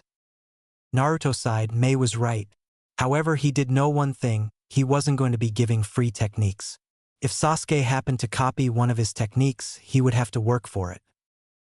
Naruto summoned 4 shadow clones directly in front of him, which completely blocked his view from Sasuke, whom decided to throw several shuriken Naruto's way. Naruto knew he had nothing to worry about, and they would be easily deflected by the 4 clones in front of him. Naruto quickly went through the hand seals for the waterfang jutsu he had used earlier on Gaara. So once the giant spiraling pillars of water burst out of the water, Naruto realized just what Sasuke had spent his time training this month. Speed. Sasuke had dodged past 3 of the pillars that came crashing down around him almost effortlessly with a level of speed he had never seen shown before besides in Rock Lee's fight with Gaara. He suddenly realized how grave his situation could really be. He remembered what Rock Lee had said to Sasuke quite well. It doesn't matter if you have the Sharingan if you are not quick enough to counter the things you see. Naruto remembered that because it was the one time he could honestly remember Sasuke getting his ass handed to him. However, that statement no longer held any weight against Rock Lee or against him. He had hoped that he would be able to play a type of zone defense against Sasuke. Any fire jutsu sent his way, he could merely shut them down with a single water wall ninjutsu, and then he could push Sasuke into a corner with a series of waterfang jutsus. Yet his new speed pretty much just took a giant crap on any plan he had before with how to face Sasuke. Alright, I can't engage him in melee combat, he is far faster than me. I can't do the same thing to him as I did to Neji because he actually has jutsus he could throw at me. Long-ranged while I chakra to waste. It is rather pointless to try and stick him with a jutsu when he can merely dodge them. How can I get through this? Naruto thought to himself with a scowl. Sasuke's speed had served to hard counter the majority of Naruto's techniques. Even gliding on water, he wasn't going to even insinuate that he was as fast as Lee without his weights, which Sasuke surely was by any judge of the speed he just was able to show. Naruto grit his teeth from the other side of the field and began to summon volley after volley of water foxes. The water bulged up as they ran briefly underwater before leaping above the water and chasing Sasuke down. The Uchiha pulled out a kunai and began to fend 6 or 7 of them off before he had to run. Luckily, getting Sasuke to run was the goal all along. The water fox's technique was simply, and in theory everyone could learn to do it or apply it to any other animal they choose. The foxes were just water clones that were rapidly constructed from the ground up to be in the form of foxes. Then, like dogs herding sheep, their main goal was just to round up the opponent. They virtually cost no chakra to make in general, but Naruto honestly couldn't even feel the drain. Due to their small size and being made out of water, they cost somewhere in between 1/3 and half as much chakra as your regular water clone. Naruto could tell that the barrage of constant foxes was beginning to grate on Sasuke's nerves. If his yell was anything to do with it. "Naruto, quit hiding behind your foxes and fight me." Naruto grinned at his yell and opted to be obnoxious. "Nuhu, you have pink eye. I hear it's contagious." Yet deep down he was holding back an all-out laugh. Yep. He certainly had no trouble developing relatively cheap tactics. Naruto knew he wouldn't be resorting to these cheap tactics if he had a way of going into melee combat with Sasuke. The problem was the combination of his speed with his Sharingan made going into melee combat pointless. Naruto's eyes narrowed as he saw Sasuke find a temporary counter to his water foxes. He ran high up on the stadium wall. The water foxes ran across water, and they couldn't go more than 10 to 12 feet from a water source because, like Mizu Bunshins, they didn't have enough chakra to hold themselves together without water or the creator in close distance. Sasuke sent a fire jutsu down which instantly destroyed the remaining foxes and quickly began to run his way along the wall. Naruto was able to tell one thing about Sasuke as he ran his way over to him. Fending off those foxes had made him tired. So here was Sasuke attempting to get into melee combat with him? Well, not a chance in hell that was happening before he tired out. Naruto was sure he was going to make that happen. Naruto jumped up onto the stadium wall and ran against Sasuke before summoning a few shadow clones behind him on the wall that Sasuke would have to take care of.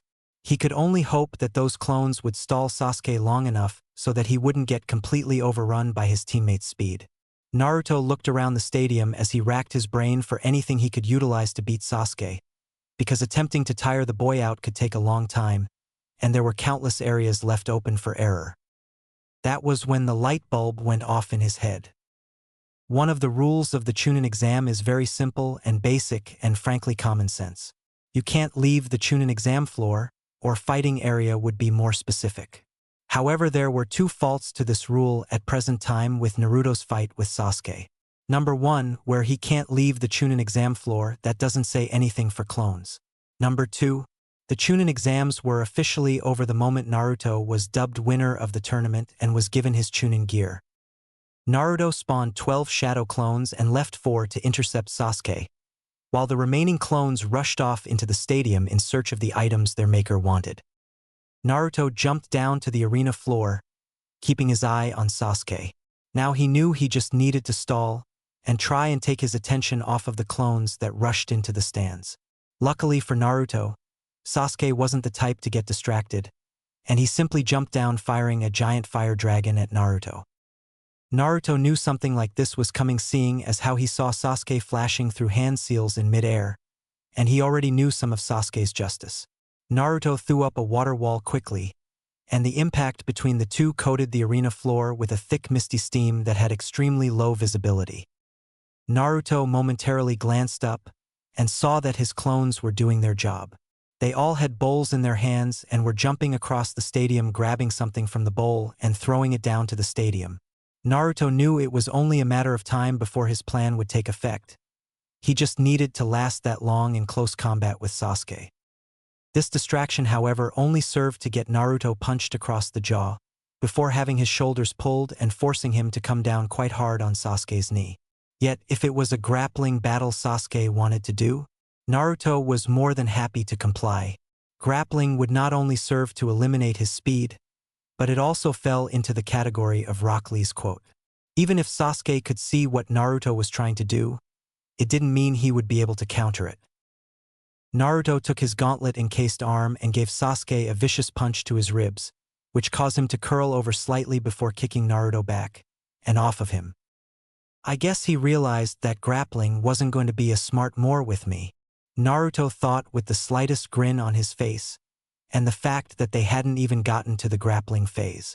Naruto was given a moment to observe Sasuke's appearance. The boy looked dead tired. All of the constant running at high speeds must have taken a toll on his body, and it was only going to be a matter of time before Naruto could turn the tables around on him. Sasuke attempted to rush Naruto when he was down, before his eyes began to burn and he threw a sloppy punch that even missed Naruto. Naruto grinned. Yep. He thought to himself as he received memories of the clones above dispelling, the plan is in full effect. Naruto didn't wait for a signal and punched Sasuke right in the eye. He was fully intent with giving the Uchiha something to remember this defeat by. Sasuke sprawled several feet across the water. The steamy mist now dissipated. Sasuke was rubbing his eyes cursing. Son of a… What the hell is this? He yelled to himself as he frantically rubbed his eyes and started to excessively blink. Naruto said nothing and kicked Sasuke in the gut. The attack had enough force behind it to send Sasuke flipping backwards once before slamming into the nearby wall. Up in the stands of the stadium, everyone was thoroughly confused as to Sasuke's current state. Just what had Naruto sprinkled into the stadium? Kurenai, can you reach that bowl and see what was in it? Kakashi asked as he saw one of the discarded bowls that the clones dropped when they had dispelled themselves. Kurenai reached down and grabbed the bowl, looking at it momentarily with a raised eyebrow before sniffing the bowl from a slight distance. Her eyes widened in surprise, but a smirk appeared on her face that barely contained her amusement. Uzumaki Naruto seemingly had a bunch of interesting and rather inventive ways to win fights. Pepper, she said with a bit of a laugh. The Jounins nearby held back their surprise, but most of the genin on the other hand. Pepper? They all asked at once in confusion and mild surprise. XX. Naruto stared impassively as he beat his friend around. After Sasuke had slammed into the wall, Naruto had wasted no time in continuing the beating of Sasuke. He quickly made his way over to his form, sliding down the wall to the water. Sasuke attempted to throw a quick blind kick to Naruto's ribs, which he easily blocked with his gauntlet-covered arm. He punched the leg that attacked him back down hard, before spinning and giving Sasuke a metal elbow to the face. The attack made him backpedal several feet, but surprisingly didn't make him fall. Sasuke grit his teeth at the beating he was receiving by Naruto. He thought of everything plausible, but if he couldn't see, he couldn't do anything. So why could Naruto see perfectly fine? Sasuke leaped off of the exam floor and onto the wall. Naruto's plan was good, but he wasn't the only person that could craft up a battle strategy on the fly. On the wall, he got into a crouch as he saw Naruto's approaching form. He rushed through a series of hand seals. XX. Monkey, dragon, rat, bird. You didn't, Kakashi? Asked Guy in mild disbelief as the boy stood on the wall flashing through a series of hand seals he recognized quite well. Kakashi had since gripped the rail, and his calm, impassive face was now replaced with an emotion they rarely saw from the Jounin. I specifically told him that he wasn't to ever use that technique against his friends, that the Chidori is a weapon, a tool, to protect the bonds he has with his comrades. Anger. Kurenai scoffed. She wasn't particularly fond of the Uchiha boy. He seemingly always got what he wanted, and she didn't feel he really deserved any of it. The boy had a tough childhood growing up, that was all. Most shinobi do have a tough childhood. Perhaps you didn't take into account that the boy may very well feel that Naruto is not his friend and his comrade, but truly only his rival? Kurenai said with a calm expression as she looked over the match. Naruto had stopped charging Sasuke the moment he saw lightning burst forth from his hand. Silence was all that reigned the group of friends and teachers as they watched an attack that very well could prove to be fatal. XX. Naruto watched with the slightest bit of panic as Sasuke charged down the wall, and he could tell from the boy's eyes he was straining them to the maximum potential to do to all of the pepper in the air irritating his eyes. Naruto was glad that he had Kyuubi so that such fickle things like a little bit of pepper in the air wouldn't bother him. However, that didn't solve his present problem, that merely solved an inconvenience. Naruto in that moment racked his brain for any possible thing he could do to avoid the attack, or disrupt the attack, or at least counter. He only found one plausible way, and he knew that with one false step it could cost him his arm. However, for all he knew, this technique could get more powerful as time went on, so he needed to end it now. Sasuke scrunched up his legs as he became parallel with the watch, and launched himself across it, careful to make sure his hand didn't touch the water and light up the water below and diffuse the technique. Naruto's eyes widened at the flying Uchiha launching for him, and rapidly made a single water clone a foot behind him. Sasuke outstretched his hand, his eyes too strained to even notice the water clone appear behind Naruto. That single fact proved to be his downfall. Just a single moment before Sasuke made contact with Naruto, he did the replacement jutsu with his water clone before jumping high in the air. Sasuke struck right through the water clone, and the water clone that was attached to the watery floor below caused the floor to light up completely for a few seconds as the sheer power of the jutsu diffused outwards. Sasuke grit his teeth as he saw Naruto in the sky free falling down towards the wall farthest from him. He prepared to launch another attack, at least until everyone in the stadium heard it. Finally, you let me out to play. The cry was quickly followed by several explosions setting off all at once, including what appeared to be a smoke bomb in the Kage box. An invasion had begun. Naruto, come on, me and my bodyguards will get us out of here, she said suddenly as she dropped down in front of Naruto. She grabbed his hand gently and began to pull him. He was like a star-struck teenager at the madness that was going on around them. However, despite Mei having a hold of Naruto, his attention wasn't on her. He could see the beast absolutely clearly from a hole that had been blown in the wall of the stadium. A giant raccoon made of sand, and everything suddenly all made sense to him. A giant raccoon made of sand? A red head that has distinct features of that of a raccoon, such as the black ringed eyes? The fear his siblings showed him? They were alike. Another Jinchuriki in Konoha? He had to meet the boy on even terms, when they weren't supposed to fight. Sorry, Mei, I can't go with you, he said as he slowly began to pull away from her grip and began to slowly inch his way to the broken wall of the stadium. Both of Mei's bodyguards got rather wide eyes at the statement before turning to the glowering Mizukage. Excuse me? She asked through gritted teeth. Where do you plan on going then, Naruto-kun? She said, forcing the suffix. She couldn't believe this child would actually want to be stranded in the middle of a battlefield, much less oppose her after all of this time. Look, Mei, I'm sorry I can't go with you right now, Naruto said in frustration, completely shrugging out of the woman's grasp and leaping to make his way out of the stadium. He jumped over some fallen rubble as water continued to flood out of the stadium through cracks. He went to make another leap as soon as he was out of the stadium, but true to her title, the Mizukage was right in front of Naruto. In the middle of his leap, she had caught him by the throat and raised him to her eye level. Why, oh why are you trying to get yourself killed? She said in a low voice as she pulled Naruto mere inches from her own face. Naruto grit his teeth as he struggled against the woman's grip. Mei, Naruto gasped out through the chokehold. I just need to see it, all right, Naruto said as he cast his eyes away from the woman. It is the only person I have ever found that is like me. Mei looked to the side where the raging beast was making its advances on Konoha, at a rather slow and sluggish pace. Naruto, that is no longer any Jinchuriki you think it is, that is purely a beast. You won't be able to talk to it, to reason with it. I am not going to let you go just so you can possibly end up dead. She sifted through her brain quickly for a comment that would get the boy to go with her. You are for too important for me to be able to stand seeing you hurt? Or worse.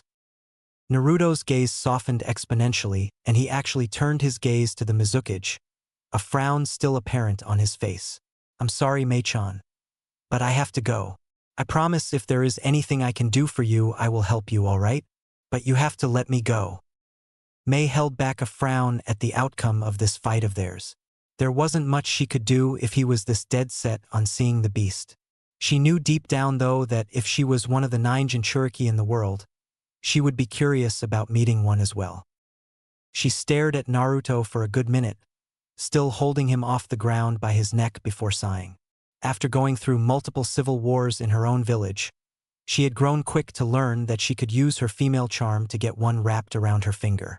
It wasn't something she particularly enjoyed doing, yet when in war, desperate times call for desperate measures. Naruto was invaluable to the Mist as a resource, and they would need his potential power. At least, that is what she tried to rationalize when she gave the boy a soft kiss on the lips before dropping the red-faced boy down. She had told him the kiss was for good luck, but she also knew it was for numerous other reasons that wouldn't fit on a list. "Remember our deal, Naruto," she said calmly as he turned to move. As Naruto ran off, Mei turned to her bodyguards, whom were both surprised by her actions. Also to her slightest bit of guilt, the youngest swordsman ever inducted into the 7 shinobi swordsmen of the Mist seemed quite put out by her actions. She remembered quite vividly that she had once done this to get the poor swordsman wrapped around her finger. The boy never really did grow out of it.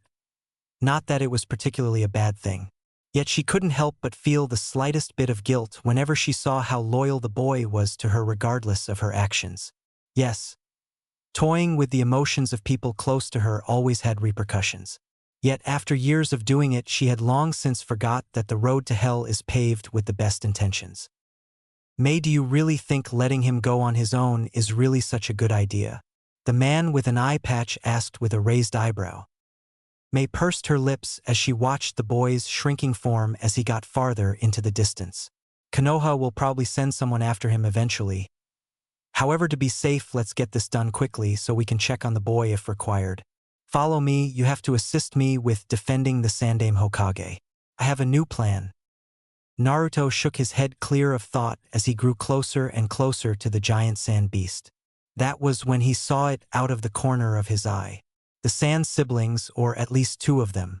The blonde-haired girl, Temari, whom was Naruto's last match, was huddled over the fallen form of her red-headed brother. Naruto jumped from branch to branch over to the Wind Mistress before landing in front of the girl.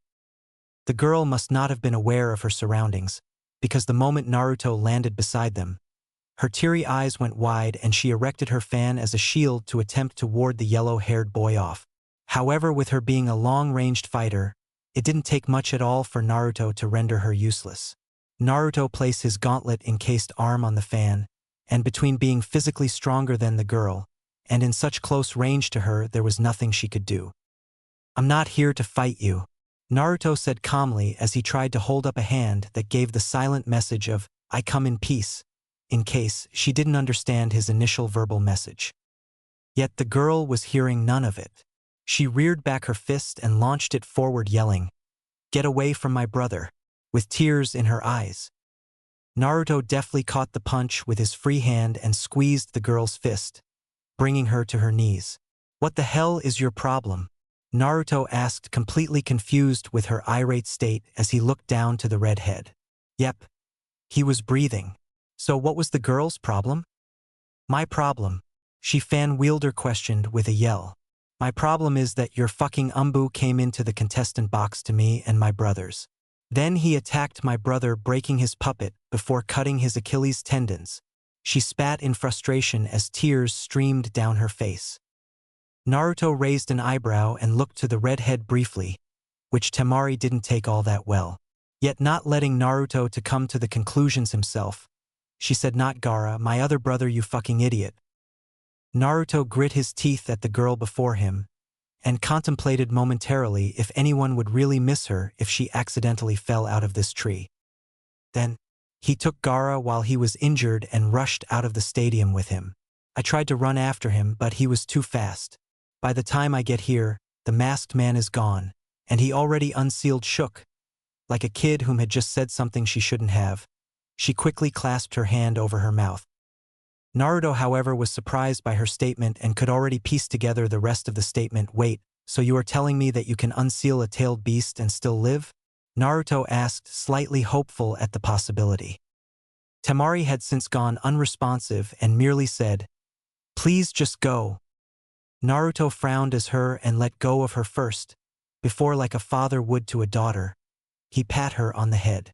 "Get out of here, I will try and distract this thing," he said with a frown on his face as he looked over to the tailed beast. Tamari looked like she wanted to laugh, despite her red teary eyes, which in turn made Naruto growl. "Go now, I want to offer again," he yelled at her harshly.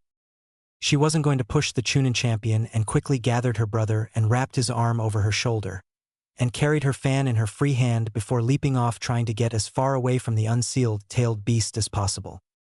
Naruto looked at the beast before him with a growing frown. His frown wasn't due to fear, but due to recognition. This type of beast, this atrocity was not only the weakest of them all, but was literally destroying all life around him as he walked. The sand that poured off of the beast and bathed the ground below him. He occasionally stopped to take pleasure in drowning a wild animal in sand, all the while laughing manically on his way to Konoha. Naruto gathered moisture from the air and created a series of clones. Hey, it wasn't like he hadn't battled already today, right? Yeah, that was what he would like to think. Yet when a massive tail flew over his head, but completely obliterated the tree and the several trees around it. As Naruto jumped down to the forest floor, utilizing his speed and small size to his advantage, the sight before him made him take pause. The sand that had been spilling off of the beast like some sickly toxic waste or pussing creature had since turned into a bunch of small hands running along the forest floor, merely trying to claw at him. Just then several things became evident to Naruto. Number 1, the beast was toying with him. Number 2, for once today he didn't have a plan. He didn't have any plan that would turn matches one-sided once executed. He was outclassed not just in raw power, but in many things that affected a ninja's battle strategy. For example, the beast considerably outweighed Naruto, and his oppressive size instantly told him that taijutsu and more likely than not kenjutsu was obviously not an option. Naruto grit his teeth as he jumped up into the trees once again, no longer wanting to dodge the claws coming at him. This left him to strictly ninjutsu, and he had a lot of chakra, but enough chakra to take down a tailed beast after a chakra-intensive tournament? Now most would be hard-pressed. The other problem was this being was obviously made of earth, where he strictly used water jutsu, along with one lightning jutsu. He had no idea if the beast had seen the strategy he had used on Gaara, but frankly right now it was his only option. Naruto closed his eyes with a sigh as he instantly saturated the air in the 100 yards surrounding him with chakra. This action naturally had severely drained him, but it was well worth it for the situation. Sure, Naruto could have just saturated the air every time before he pulled water out of it. However, there were things he could now better focus on, such as how to stop the laughing maniac of a beast. "You're so tiny," the beast yelled with a laugh as its tail slapped on the ground a couple times, shaking the surrounding area. "Look at you. You are barely the size of my nails. You think you can beat me? So much as scratch me?" More laughter ensued. Naruto, however, did his best to ignore the raging beast's insults no matter how true they were. Part of him now wished he had went with Mei, or at least left the Sand siblings to die. Yet here he was playing the hero. Naruto ran a hand through his hair as he did a backflip to another tree. He knew he wasn't a hero, never was, likely never will be. Naruto stared up at the insane beast and felt a moderate amount of sympathy for it. Despite all of its violent tendencies, Naruto could remember an old saying, something that the Hokage had actually told him a few days after his encounter with Mizuki. "Hey old man, I kicked Mizuki's ass pretty good, right? He is too scared to even look at me, and is constantly looking over his shoulder even if he has that stupid smile on his face everywhere he goes," Naruto said with a grin, trying to hide his frown as he thought that perhaps Mizuki was really afraid of him because of the Kyuubi. Sarutobi merely stood next to the boy, but said nothing, which prompted Naruto to question him. "Old man?" Sarutobi shook his head with a weak smile as he looked down at Naruto. "Naruto, there is an old saying that I had learned from my two senseis, the former Hokages. They said that a man never really knows himself until his freedom has been taken away. After giving me a lecture on Uchiha Madara and his betrayal of Konoha, they said that his clan essentially being confined to a district of Konoha, especially when being so power-hungry drove the man mad with envy and greed. Now look at Mizuki Naruto, what do you see? Naruto peered over just to try and get a glimpse at Mizuki, whom was being escorted to Umbu headquarters. However, they turned the corner before he could see anything. So he made something up, fear. Sarutobi chuckled a bit and turned away, bringing his hat down to shadow over his face as he motioned Naruto to walk with him. No, Naruto, insanity. Who knows how long the tailed beast had been used for a Jinchuriki. However, it was obvious the beast had long since gone off the deep end. Naruto gathered another group of clones, seeing as how all of his old ones had been destroyed by the beast before him, or just be the sheer amount of collateral damage the demon was producing. Naruto knew that eventually he would grow tired of running and dodging, not to mention he may end up slipping up. So his only chance was to fight back. With that being said, a dozen water clone rushed at the giant beast. The Mizukage jumped onto the building where there was a giant purple dome with several Umbu in front of it. Sure, she knew that she may act a bit sensitive with Naruto and borderline inappropriate with the young boy. Although her guards and her shinobi knew one thing about her. On the battlefield, she was utterly ruthless. Chojuro mapped the perimeter. Ao, find an opening. Umbu, what are you doing just standing around when your Hokage is in trouble? She said, addressing her two bodyguards before addressing the squad of Konoha Umbu. The leader of the Umbu spoke up with a minor shake of the head. There are no gaps amongst the perimeter, Mizukage-sama. We can only hope that there is a point in which the shield drops that either allows us time to get in, or for the Hokage to flee. The Mizukage shook her head as she calculated the surrounding area. One didn't become the victor of a civil war without being a master tactician. There was also the fact that she needed to be in there for her own personal needs. Besides, no defense was perfect. May, Ao said, quickly grabbing her attention. She had told all of the shinobi close to her to address her by her first or last name except when at formal affairs. The heat of battle, no matter the location, wasn't a formal affair. The shinobi with an eye patch came up quickly and whispered in her ear, "The bottom of the energy field is weaker. However, even at the weakest levels, I imagine you would become considerably burned by even the faintest touch. Yet, I believe if we launch an elemental jutsu at the four sides of the energy field, they would need to focus more energy to maintain those sides of the energy field." May nodded her head slowly, and as Chojuro came around the corner of the field, she then gathered herself with the Umbu. "All right, here is what I need you to do. Chojuro, go to the northern wall of the field with your sword drawn. The rest of you produce a relatively strong elemental jutsu at the energy shield from the east, west, south, and the top of the shield. Chojuro, you don't need to do any jutsu." Ao scoffed lightly at that, but he quickly averted his gaze as the Mizukage gave him a deathly glare before she continued. "At any rate, the shinobi holding up the field should have to direct more chakra to the sides being attacked, but more than likely will have to reduce all the shields on the bottom to hold up the side Chojuro is on as well. They will believe that we are attacking on four of the sides that can be attacked from above, so that Chojuro can go in on the fifth and final side above with his sword drawn and assist the Hokage. They will then be forced to keep that side up as well, with likely a greater amount of energy since they are focusing on that. If all goes right, then I will be able to slip through one of the gaps that may appear in the shield from below. Is that understood?" When there were no comments from the shinobi, particularly the Umbu, whom were now looking at the woman in a new light, as if they were looking at a commanding officer. "Then what the hell are you all standing here for then? Go, damn it, before I kill you people for being a waste of space." Naruto grit his teeth as he flooded his 5 shadow clones with as much chakra as possible. He could literally feel the burn as he began to pull on Kyuubi's chakra and let it flood into his system before flowing out and into the 5 clones. The reason he was doing this was simply because he knew just one water jutsu would not soak the beast. Hell, he didn't even think 5 would do the trick. But if he used any more, he had a feeling he would lose control. Losing control in a battle like this, well, relying on instinct like he did in the past with Haku, would not work with a tailed beast. It would only serve to get him crushed. The sound and feel of a giant blast of wind and the sound of uprooting trees in the nearby area only meant one thing. He had been found. Naruto quickly had his clones scatter into a perimeter around the beast at a good distance. They did their best not to be seen, and he could only hope the attention he was about to attempt to attract would draw the beast to him and not his clones. After all, this plan was merely a one-shot, hit-or-miss situation. The most he could do is lead the beast away from Konoha like he had been doing. Naruto jumped to the forest floor and dodged to the left behind a tree, summoning 12 water clones. He made the clones heavier than usual by implementing them with a greater amount of water than necessary for a water clone.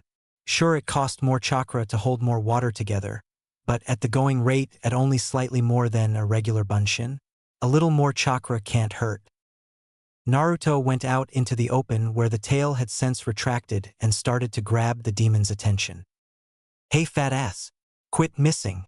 Naruto yelled as he got ready to dodge any oncoming attack. Shikaku, while Naruto could not tell, resisted the urge to roll his eyes. He launched his hand forward to the forest floor, before rushing it along the ground with a bunch of miniature claws sprouting from his arm. Playing with your prey was one thing. However, there was no way he was going to let some silly fleshling taunt him and get away with him. Konoha could wait for his prey. But snarky prey? No, those would be dealt with quickly. Naruto barely had time to react as the clawed hand launched at him at speeds he never expected from the formerly large and rather sluggish beast. He was able to jump up over it, but not before his gauntlet getting a nice big gash on it, along with his sash getting a series of rips at the bottom. It was as if the beast's sand arm, when moving by, became that of razors upon contact. Although Naruto wasn't going to be one to waste this current opportunity. He jumped onto the beast's arm, followed by his water clones. He used chakra to stick to the arm, and hopefully the thin layer of chakra would keep any dangers of the raccoon's possibly razor-sharp body away. Another arm burst forth in front of Naruto as he ran up the extended arm and charged at him. Naruto leaned to the side, dodging the arm, and let it pierce through all of the water clones behind him. Typically, shinobi would view this as bad. Naruto, however, didn't. He wasn't a genius, but he could think on his feet and capitalize on advantages when he saw them. Sure, his clones got destroyed, but that didn't stop him from using one of the Nidaime Hokage's many abbreviated hand seals. A water dragon burst forth from the falling water of the destroyed clones. Water continued to get sucked into the water dragon as it charged along and aimed right for the demon's face. It all came down to this next hit or miss. The demon grinned and shot a giant air bullet at the dragon, turning it into falling specks of water that evaporated back into the air in an instant. Yet that wasn't the attack Naruto ever intended for the demon to pay attention to, and by now it was too late. For water dragons had shot up into the air behind the giant raccoon and rammed into the demon's right arm, saturating it with water, which in turn caused the demon to laugh. There was honestly no visible damage. The only thing that happened was the sand arm became wet. Yet, as Naruto had proven with Gaara, the water wasn't what you had to worry about, it was what the water allowed. Naruto's clones charged forward under the giant demon and wasted no time in finishing their initial task. The lightning jutsu. All four of them superheated the sand, and in an instant that majority of the raccoon's arm turned into liquid glass. At least until Naruto launched another water dragon over the arm, the cold water instantly hardening the glass. Naruto grinned, at least until he saw the beast's eyes narrow.